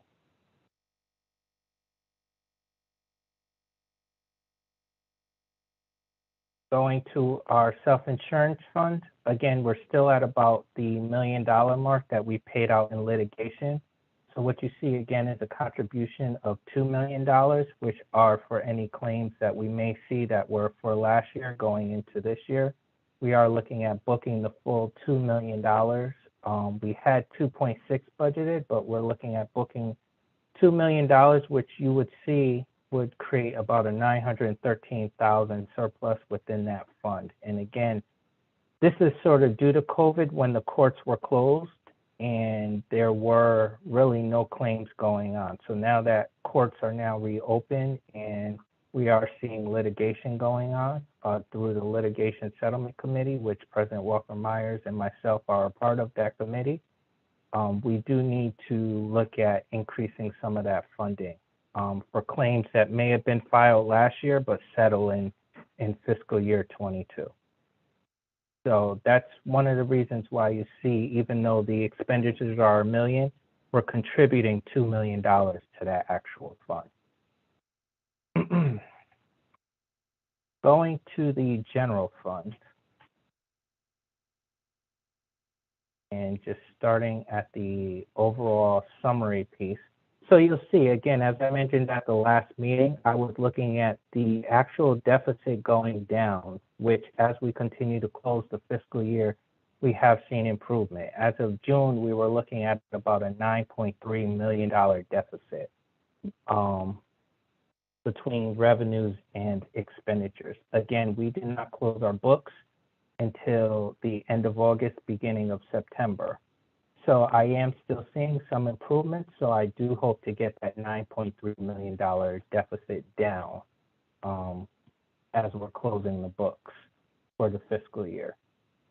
If we did end at 9.3, this is what the city's overall fund balance will look like between the 4 major funds. We would have started with a $17.8 million fund balance, and between medical, workers' comp, litigation, and the general fund, we would have had a $7.6 million deficit, which would lead to about a $10.1 million fund balance. Again, as we close the fiscal year and we will publish a pre-audit report, I am seeing some improvements in the overall expenditure savings and some of the revenues that came in after June that belong to fiscal year 2021. So again, I'm hoping to get that number significantly down. Is it possible to get it down to 1 to 2 million or even 0? It depends on the expenditure savings that I'm seeing and plus the Board of Ed. So looking at the COVID spending, again, we are at about $4.8 million through, I believe this was through June 28th. So we are about $4.8 million in COVID spending. As I explained at the last meeting, we are going to see a decrease in COVID spending because we have a lot of other federal funding coming in. The health department has COVID money coming in. We can use the CARES Act for certain COVID expenditures. Part of the $20 million that was approved, as I mentioned in the testimony when this board approved the $20 million of local recovery funds, some of that was for COVID spending as well. So again, as we look at different sources that we can use for COVID spending, you'll see this particular fund, the needle will not move a lot in the next few months as far as the overall spending. We have begun to receive FEMA reimbursement, our 75% share, which is looking very close to what we're publishing in the monthly report. I hope over the next month or two, as we continue to receive those FEMA reimbursements, I can sort of add a page and update this for a clearer view on what we actually received as part of our federal share and what the city has actually had to cover. We are currently reconciling that because those payments have just begun to come in. And the Biden administration also did change the actual percentage. So some of the claims that we put in for COVID are actually reimbursed at 100% and not the 75% that you see here. So again, as I continue to get more of these claims in, I will update this page as we go on in the monthly reports.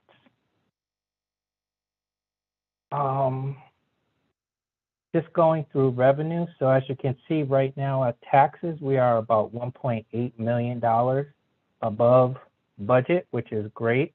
As you know, earlier on in the fiscal year, around December or January, as I mentioned at the last finance meeting, that was really a concern that we were seeing because the collection rate was lower than we had anticipated around that time. But we're glad that that collection rate has bounced back.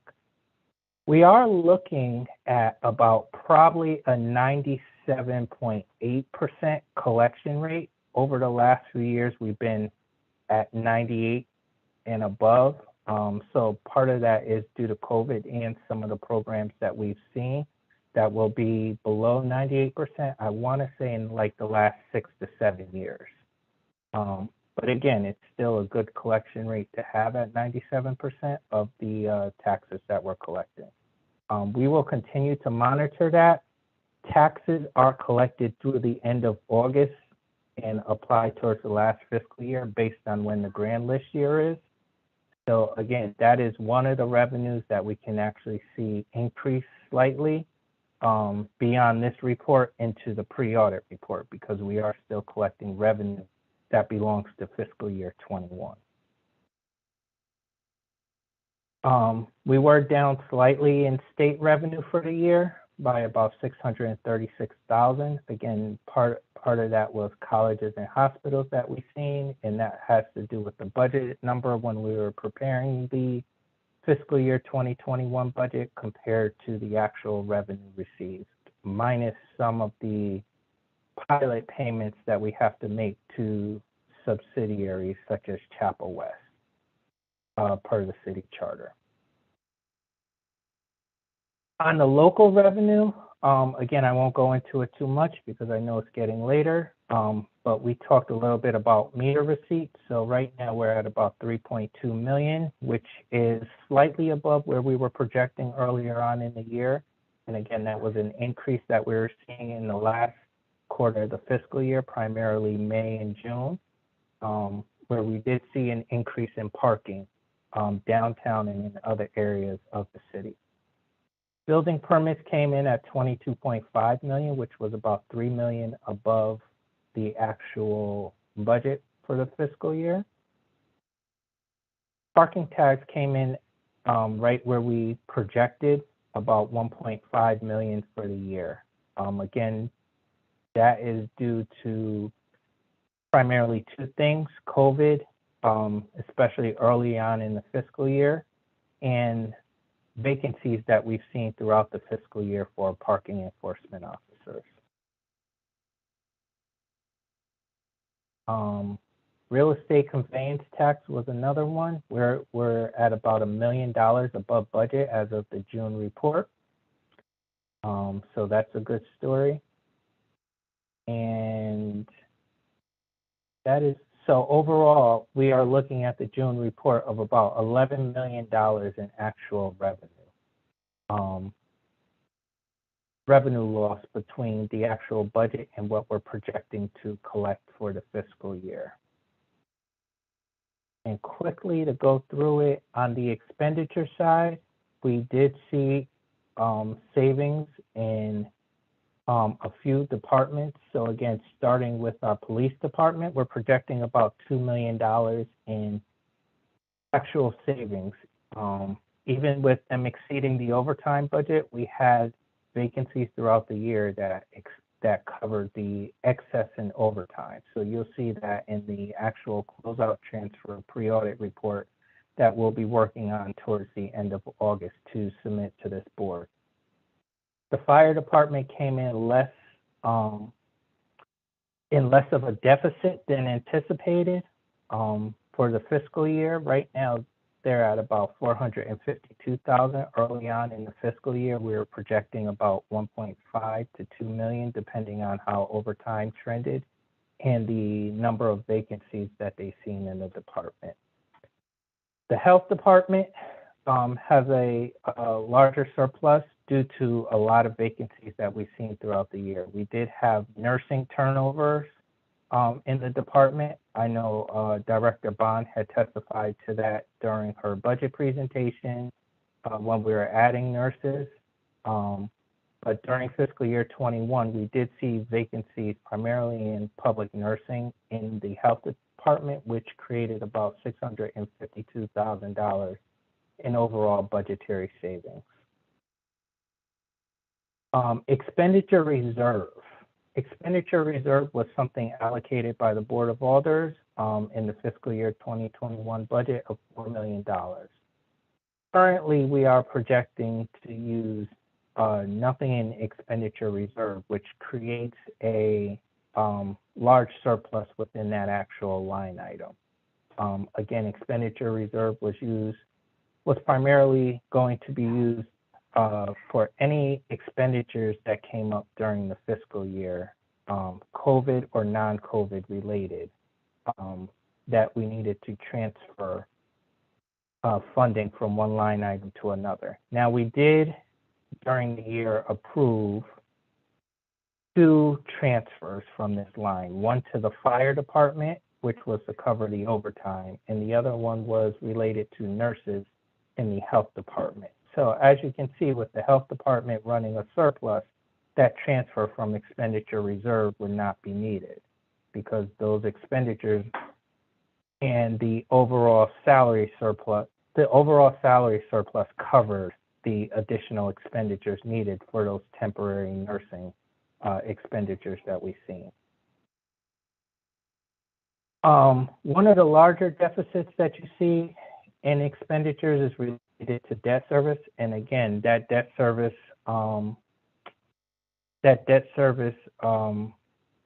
deficit is really due to we did budget a refunding and refinancing. Again, as we looked at it with the mayor, we were trying to achieve present value savings in every year, not just the overall bottom line, but every year within the bonds that we were refunding. We really didn't get a good scenario that we were looking at that achieved that goal. So we decided not to do the refunding or refinancing within the fiscal year. The only other one is, again, medical benefits.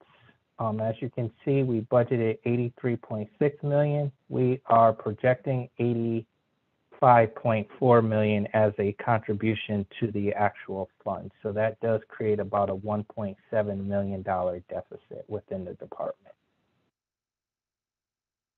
So those are the major expenditures that you see that rolls up. But again, as you can see from the summary page, we are looking at about $1.6 million as of the beginning of June on saving expenditures and about $11 million in revenue that will not be realized versus the budget. My office and the Department of Finance are working extremely hard to get that deficit down by looking at the funds that were committed during the month of March and seeing what we could save off of those the committed funds. So as you can see within the June report, the committed / encumbered column was about $5.8 million, including $1.8 million for the Board of Ed. So again, anything that we can save between the June and when we close will just help that deficit go down. Again, remember, expenditures do not stop at the end of the fiscal year. That's why we have a 2-month period, because sometimes vendors will perform services in June, but we won't get billed until July for those services. So we have to charge them to the previous fiscal year. So again, our goal is to look at this 5.8 million and anything else within the general fund that could possibly be reimbursed or looked at and see how much can we potentially save. And I know I'm moving as I'm talking. How much can we save to reduce this $9.3 million deficit? So again, it's still a work in progress. I hope to talk to this board in September with good news, you know, that we get this deficit down even further. So how does this impact the American Rescue Plan funds that were approved months ago? So essentially, the less that we have in a deficit is the less we have to use from the American Rescue Plan funding that was approved towards the deficit, which means we can reallocate the funding towards other city projects or within the community. So again, I think the goal of the American Rescue Plan was to jumpstart the economy and get money into the hands of residents and businesses and look at economic development within cities and towns. So, but also a portion of that was realized because the federal government did realize that government entities such as ourselves were also suffering through revenue losses and over expenditures due to COVID. So again, the less this deficit is the less the deficit, the less we have to use from that $20 million that was approved by this board that we could reallocate towards other projects. So that's how this deficit would affect the American Rescue Plan funding. So with that, Mr. Vice Chair, I will be happy to answer any questions from committee members. Thank you for your presentation, Acting Comptroller Michael Gormany. Let's move efficiently through our list, starting with Alder Ernie Santiago. No questions at this time. Thank you, Vice Chair. Thank you, sir. Alder DeCola. No questions at this time. Thank you. Alder Morrison. No questions, Mr. Chair. Thank you. Okay, thank you very much. Alder Walker Myers. No questions at this time, Mr. Vice Chair. Thank you. Thank you, Madam President. Alder Furlow.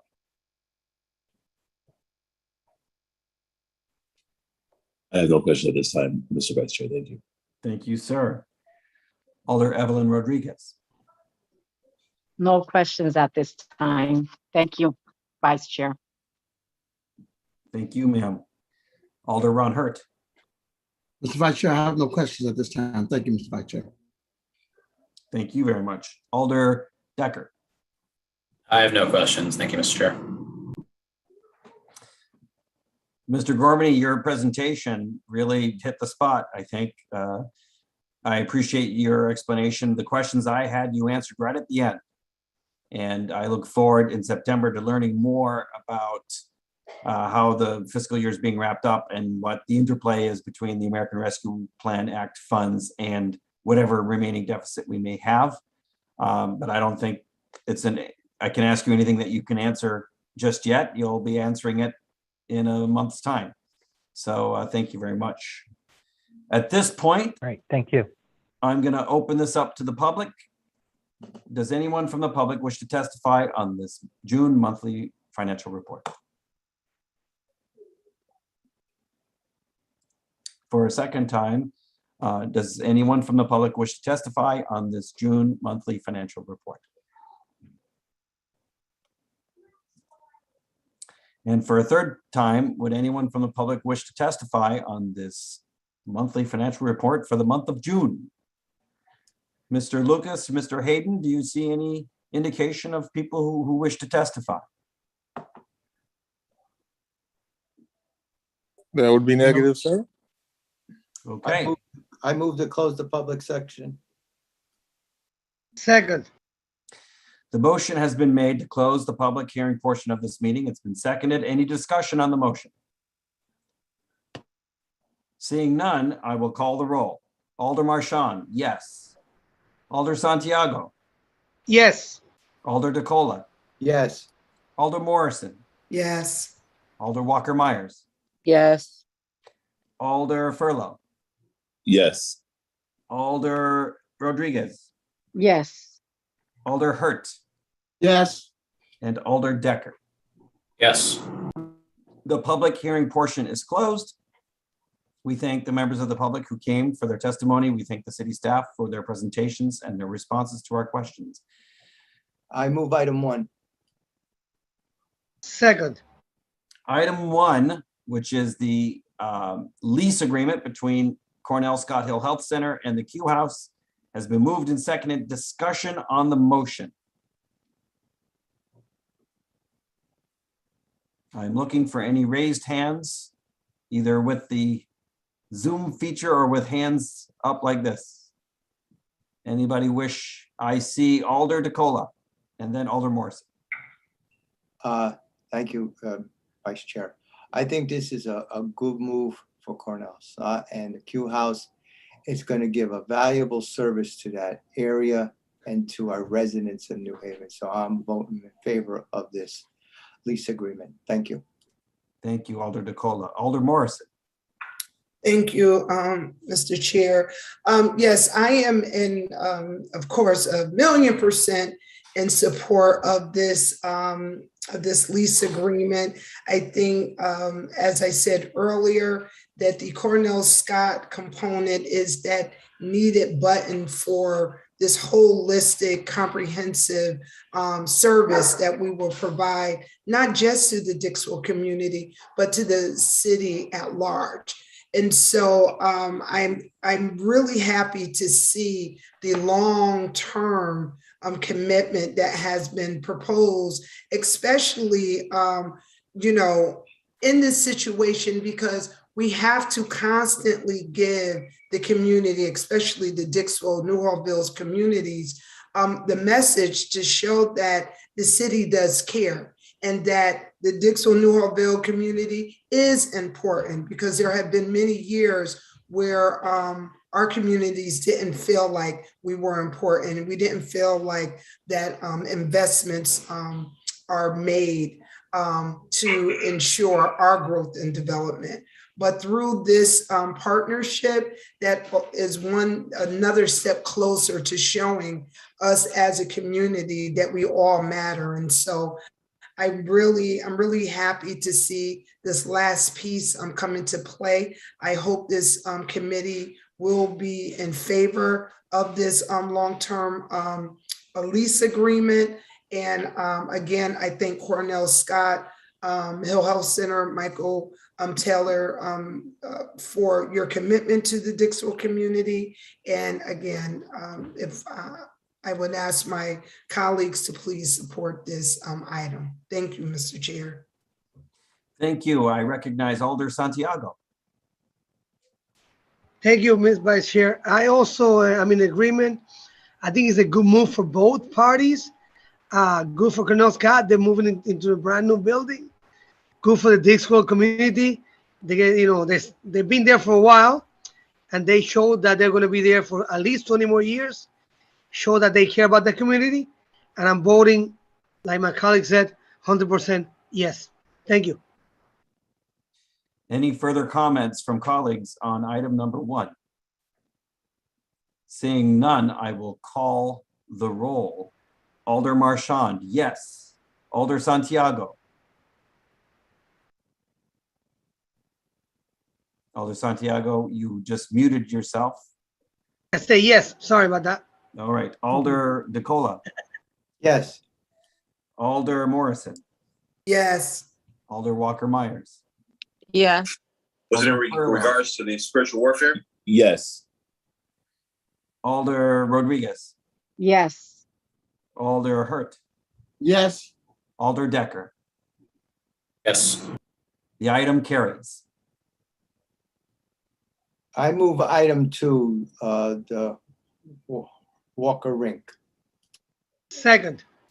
The item has been moved and seconded. Any discussion of item number 2? Alder Santiago, your hand is raised. Does that mean you wish to speak? No, that was there from before. Sorry about that. Let me take it down. Okay. I Okay. see Alder Decker, then Alder Morrison, then Alder Rodriguez. Alder Decker. Thank you, Mr. Chair. I urge colleagues to vote favorably on this item. The Walker Skating Rink is a very important venue for the community. I know people both from sort of the recreational skating side and also the sort of more not professional, but hockey players and figure skaters who have strong positive reviews of this operator in Bridgeport. And so I think that they'll do a good job. I think it's a good deal with the city, and I urge colleagues to vote favorably. Thank you, Mr. Chair.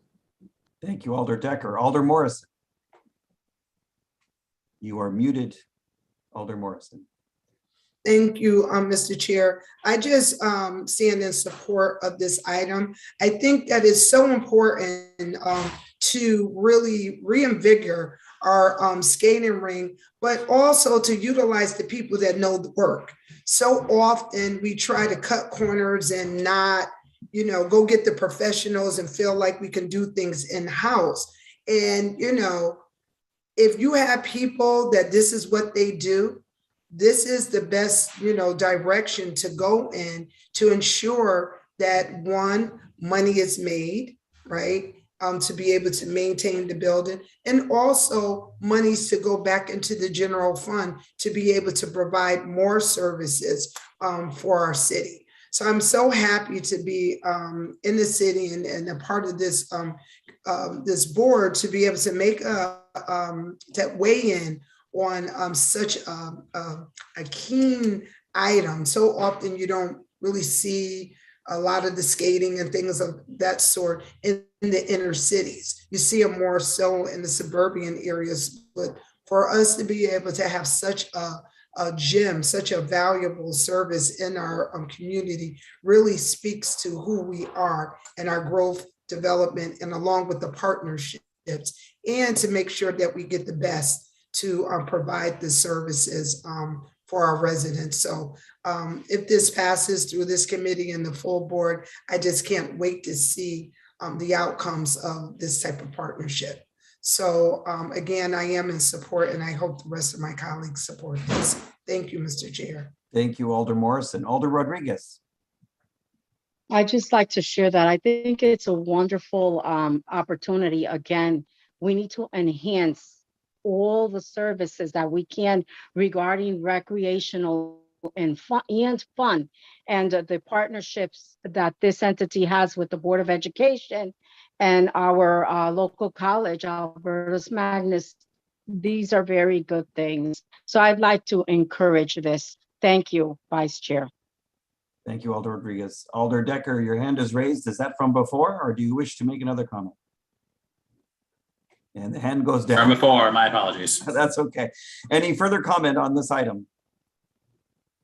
Seeing none, I will call the roll. Alder Marchand, yes. Alder Santiago. Yes. Alder DeCola. Yes. Alder Morrison. 1135 says, yes. Take heed, therefore. Alder Walker Myers. Yes. Alder Furlow. Alder. Yes, and I apologize. Every time I go to unmute myself, my camera gets switched off. I'm on an iPad. My apologies, Mr. Vice Chair. Okay, thank you, sir. Alder Rodriguez. Yes.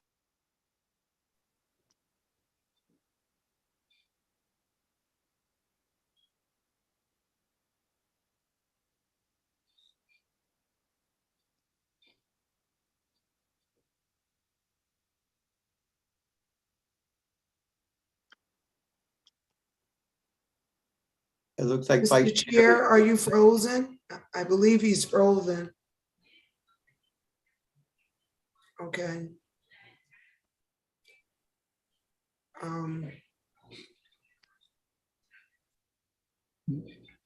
Hopefully he's coming right back. Yep, here he is. Hello, colleagues. Thank goodness I have two computers at my disposal. We were calling the roll on item number 2. Alder Rodriguez, Yes. Alder Hurt, Yes. Alder Decker. Yes. The item carries. Mr. Vice Chair, I'd like to move item 3, 4, and 5 together. Second. Thank you. Items 3, 4, and 5, the 3 items related to the proposal to create a new department. Those items have been moved and seconded. Any discussion on these items?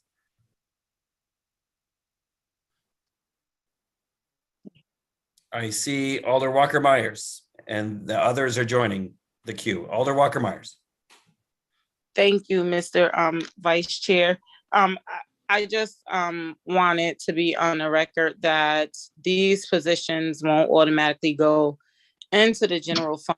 It is our responsibility to make sure that doesn't happen because we're the entity that vote whether it does or not. And before listening to the public testimony this evening from the young man, and I apologize for not remembering his name,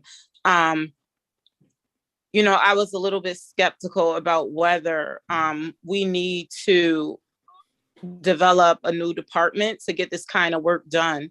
But after hearing his testimony, it's clear to me that the population of people that we are trying to serve, having a separate entity to solely focus on them and their needs makes sense. And I do agree with the other public testimony about accountability. And I think this is our opportunity to actually collect the data to see whether having this coordinated effort really work. So at this point, I am in favor of the item. Thank you, Mr. Vice Chair. Thank you, Alder Walker Myers, Alder Rodriguez, and then Alder Morrison. Alder Rodriguez. Okay, I'd like to share that I'm a little concerned about how the department will operate, how it and other community services administrative units and other city departments. What are its specific goals? And this is taking into account the person who testified, Mr. Hewings. What are its specific goals to its specific objectives to general goals of violence and incarceration, housing and homelessness, mental health and public health, substance abuse, and opioids? It's important to know a little bit more, even though I think it's a very important unit that's going to come under CS Community Services Administration. I think we need some more information. Thank you, Vice Chair.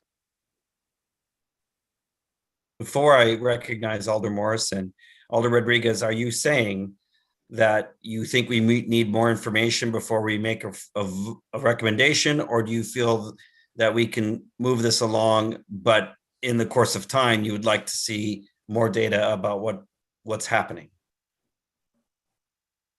I believe that we should see this information before we move forward. Thank you. All right, thank you, Alder Rodriguez. Alder Morrison. Thank you, Vice Chair. Thank you, Mr. Chair. I stand in support of this, the design of this new division. One thing regarding this, the fact that we have the ability due to this newfound monies to be able to try something out like this, right? We're never really in a position financially to be able to try something that would be considered as preventive. We are a very reactive society. And so we now have an opportunity to really bring together, as it was testified, bring together these entities and really focus on the who, what, where, how, as far as these issues are concerned. So often, we kind of touch on things when it comes to mental health, substance abuse, reentry, we tap dance on them. This particular division, in my opinion, is going to give us an opportunity to really make impact some type of change in the lives of the constituents. And the great thing about it is if it doesn't work, then it's over. We don't, no loss, because of the fact that, these funds are very specific. The funds, as Mr. Gormany testified, that we just have to identify where the funds are going. And we have a 5-year period to see if it works or not. As long as we don't do, as Alder DeCola said, as long as we don't try to just continue the jobs of the people just because they've been in the job, we've developed relationships, they're a part of our family now, and they know from the beginning that if this doesn't work out, if we don't find other funding to be able to continue this, that is over. As long as everyone understands, we really have an opportunity to see how can we help our constituents. So often, I'm in the world of social work, so I see a lot of this stuff on a daily basis, but your average person doesn't. And so because your average person doesn't, it's easy to say, this is not necessary. This is another waste of money. We're not doing anything. But when you work in that, and when you see the issues, the societal ills that plague in our community on a daily basis, and there is no real entity to address that from a holistic perspective, that's a hard pill to swallow. So now that we have this opportunity to establish such a unit, to really see how we can help, and then giving us time to identify other financial resources that can support the life of the different components or the whole program in itself, is very inspiring to me. So I ask my colleagues to please be in support of such a preventive effort, because if we support preventive efforts, we don't have to react to something, because we already know what it is. We already know the things that we have to address. So thank you, Mr. Chair, for the opportunity to deliberate. And again, colleagues, please support this item. Thank you.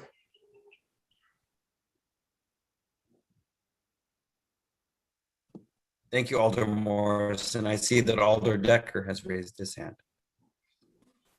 Thank you, Mr. Chair. I likewise stand in strong support of this item. I believe that we as a Board of Alders should do everything we can to have a broader sense of what public safety actually means. We talk about public safety a lot, but I believe that reducing contact with the carceral system and the criminal justice system where we can for nonviolent actions is something that we ought to do. And, with respect to my colleague, Alder Rodriguez, look, I used to be an academic. I believe in studies and looking at every angle of the thing, but you guys know that. But I'm gonna follow President Pro Tem Morrison here, who pointed out that we have, I think, an opportunity I've never seen before to actually try to make this major change to how we are addressing these sorts of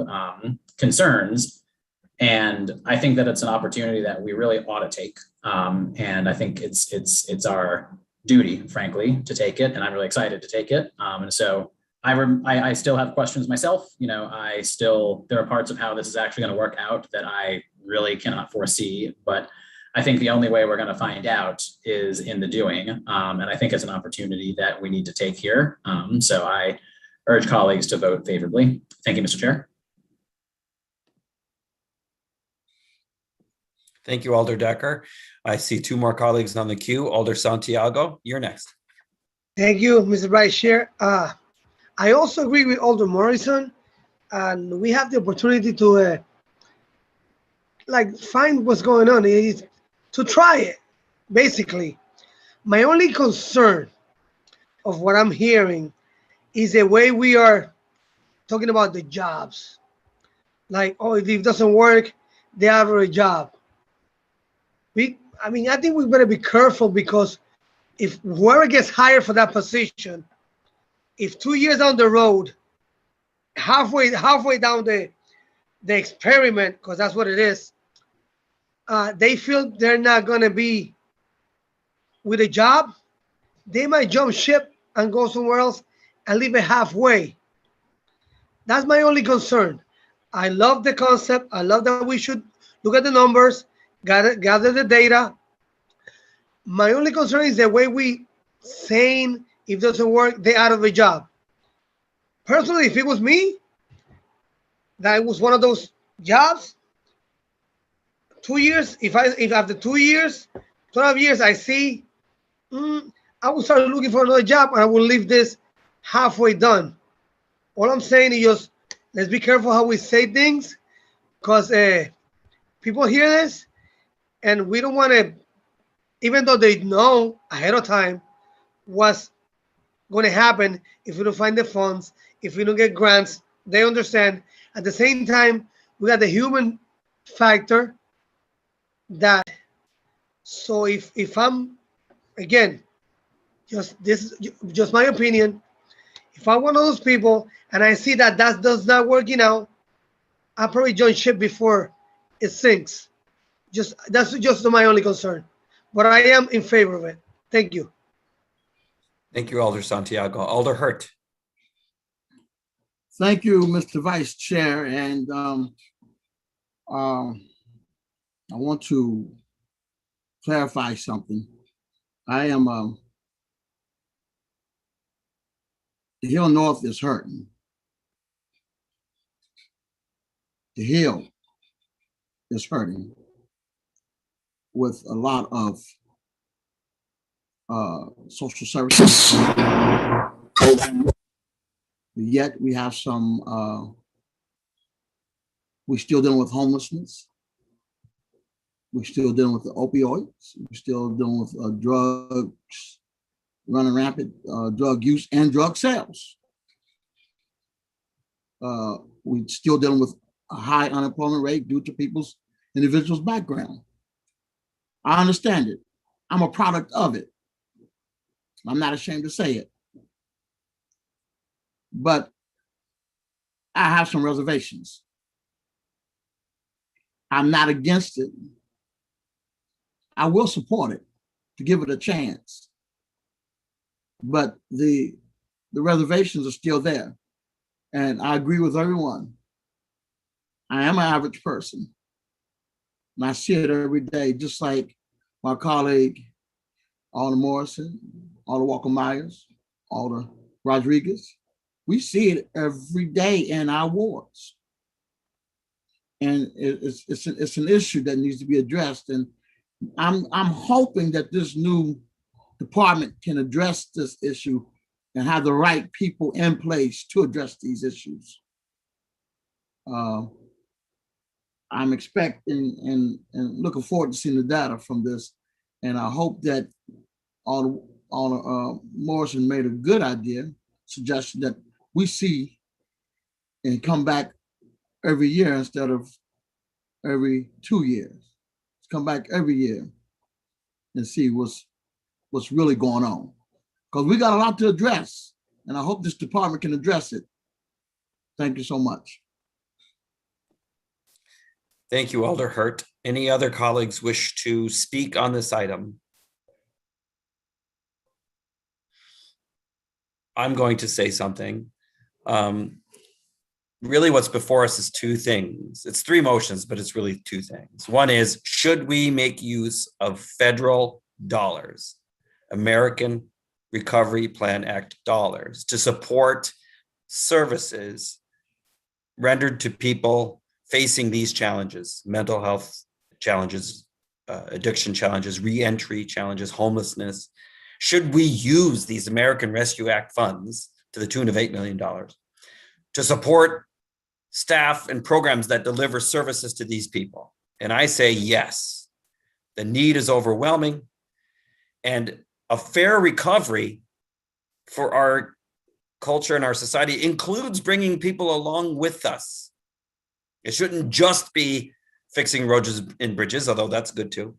It shouldn't just be economic development that favors people who aren't afflicted with these social challenges. It should be programs and people who lift up the situations of folks who've really had a hard time.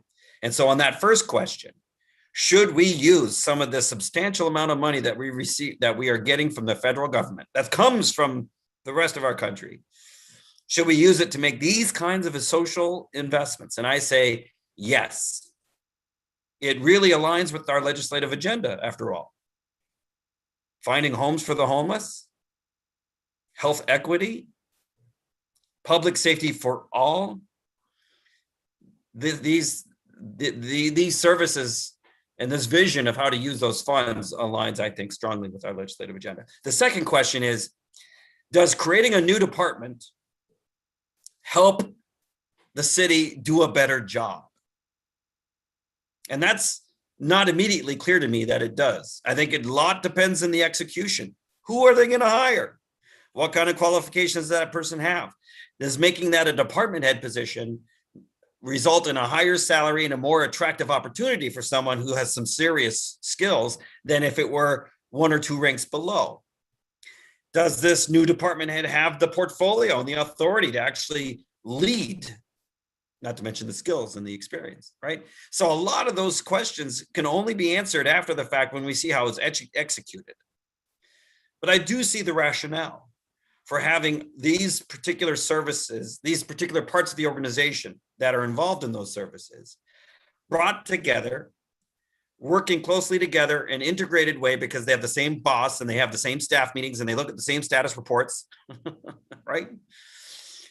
You would think that that could actually make those things work better together. And then you have somebody who's at a rank in the organization that they have the authority and they're attracting experienced candidates. So those make me think that it could be useful. It's not just rearranging the furniture on the deck, right?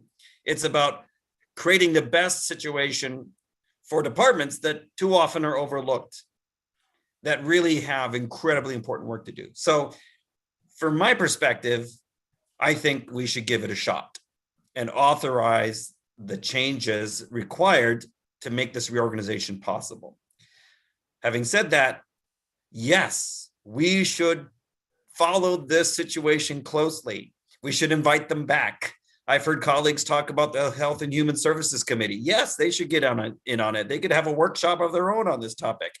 We know when we're going to see them next, if not sooner, right? We're going to see them sometime between March and May. Why? Because every single department of the city comes before us during the budget season, and they have to account for themselves, right? So we'll definitely have an opportunity to do it then. But we could find times to do it before, and let's see the data for sure. But on the short question is, should we use these funds for these investments? Yes. Is it a helpful thing to do this reorganization? I think so. Let's give it a shot and let's measure it, evaluate it, and figure out what happens going forward. Any further? And so I encourage colleagues to vote yes to recommend this favorably to the full board, all three. Any further comments from colleagues? Seeing none, I will call the roll. Alder Marchand, yes. Alder Santiago. Yes. Alder DeCola. Yes. Alder Morrison. Yes. Alder Walker Myers. Yes. Alder Furlow.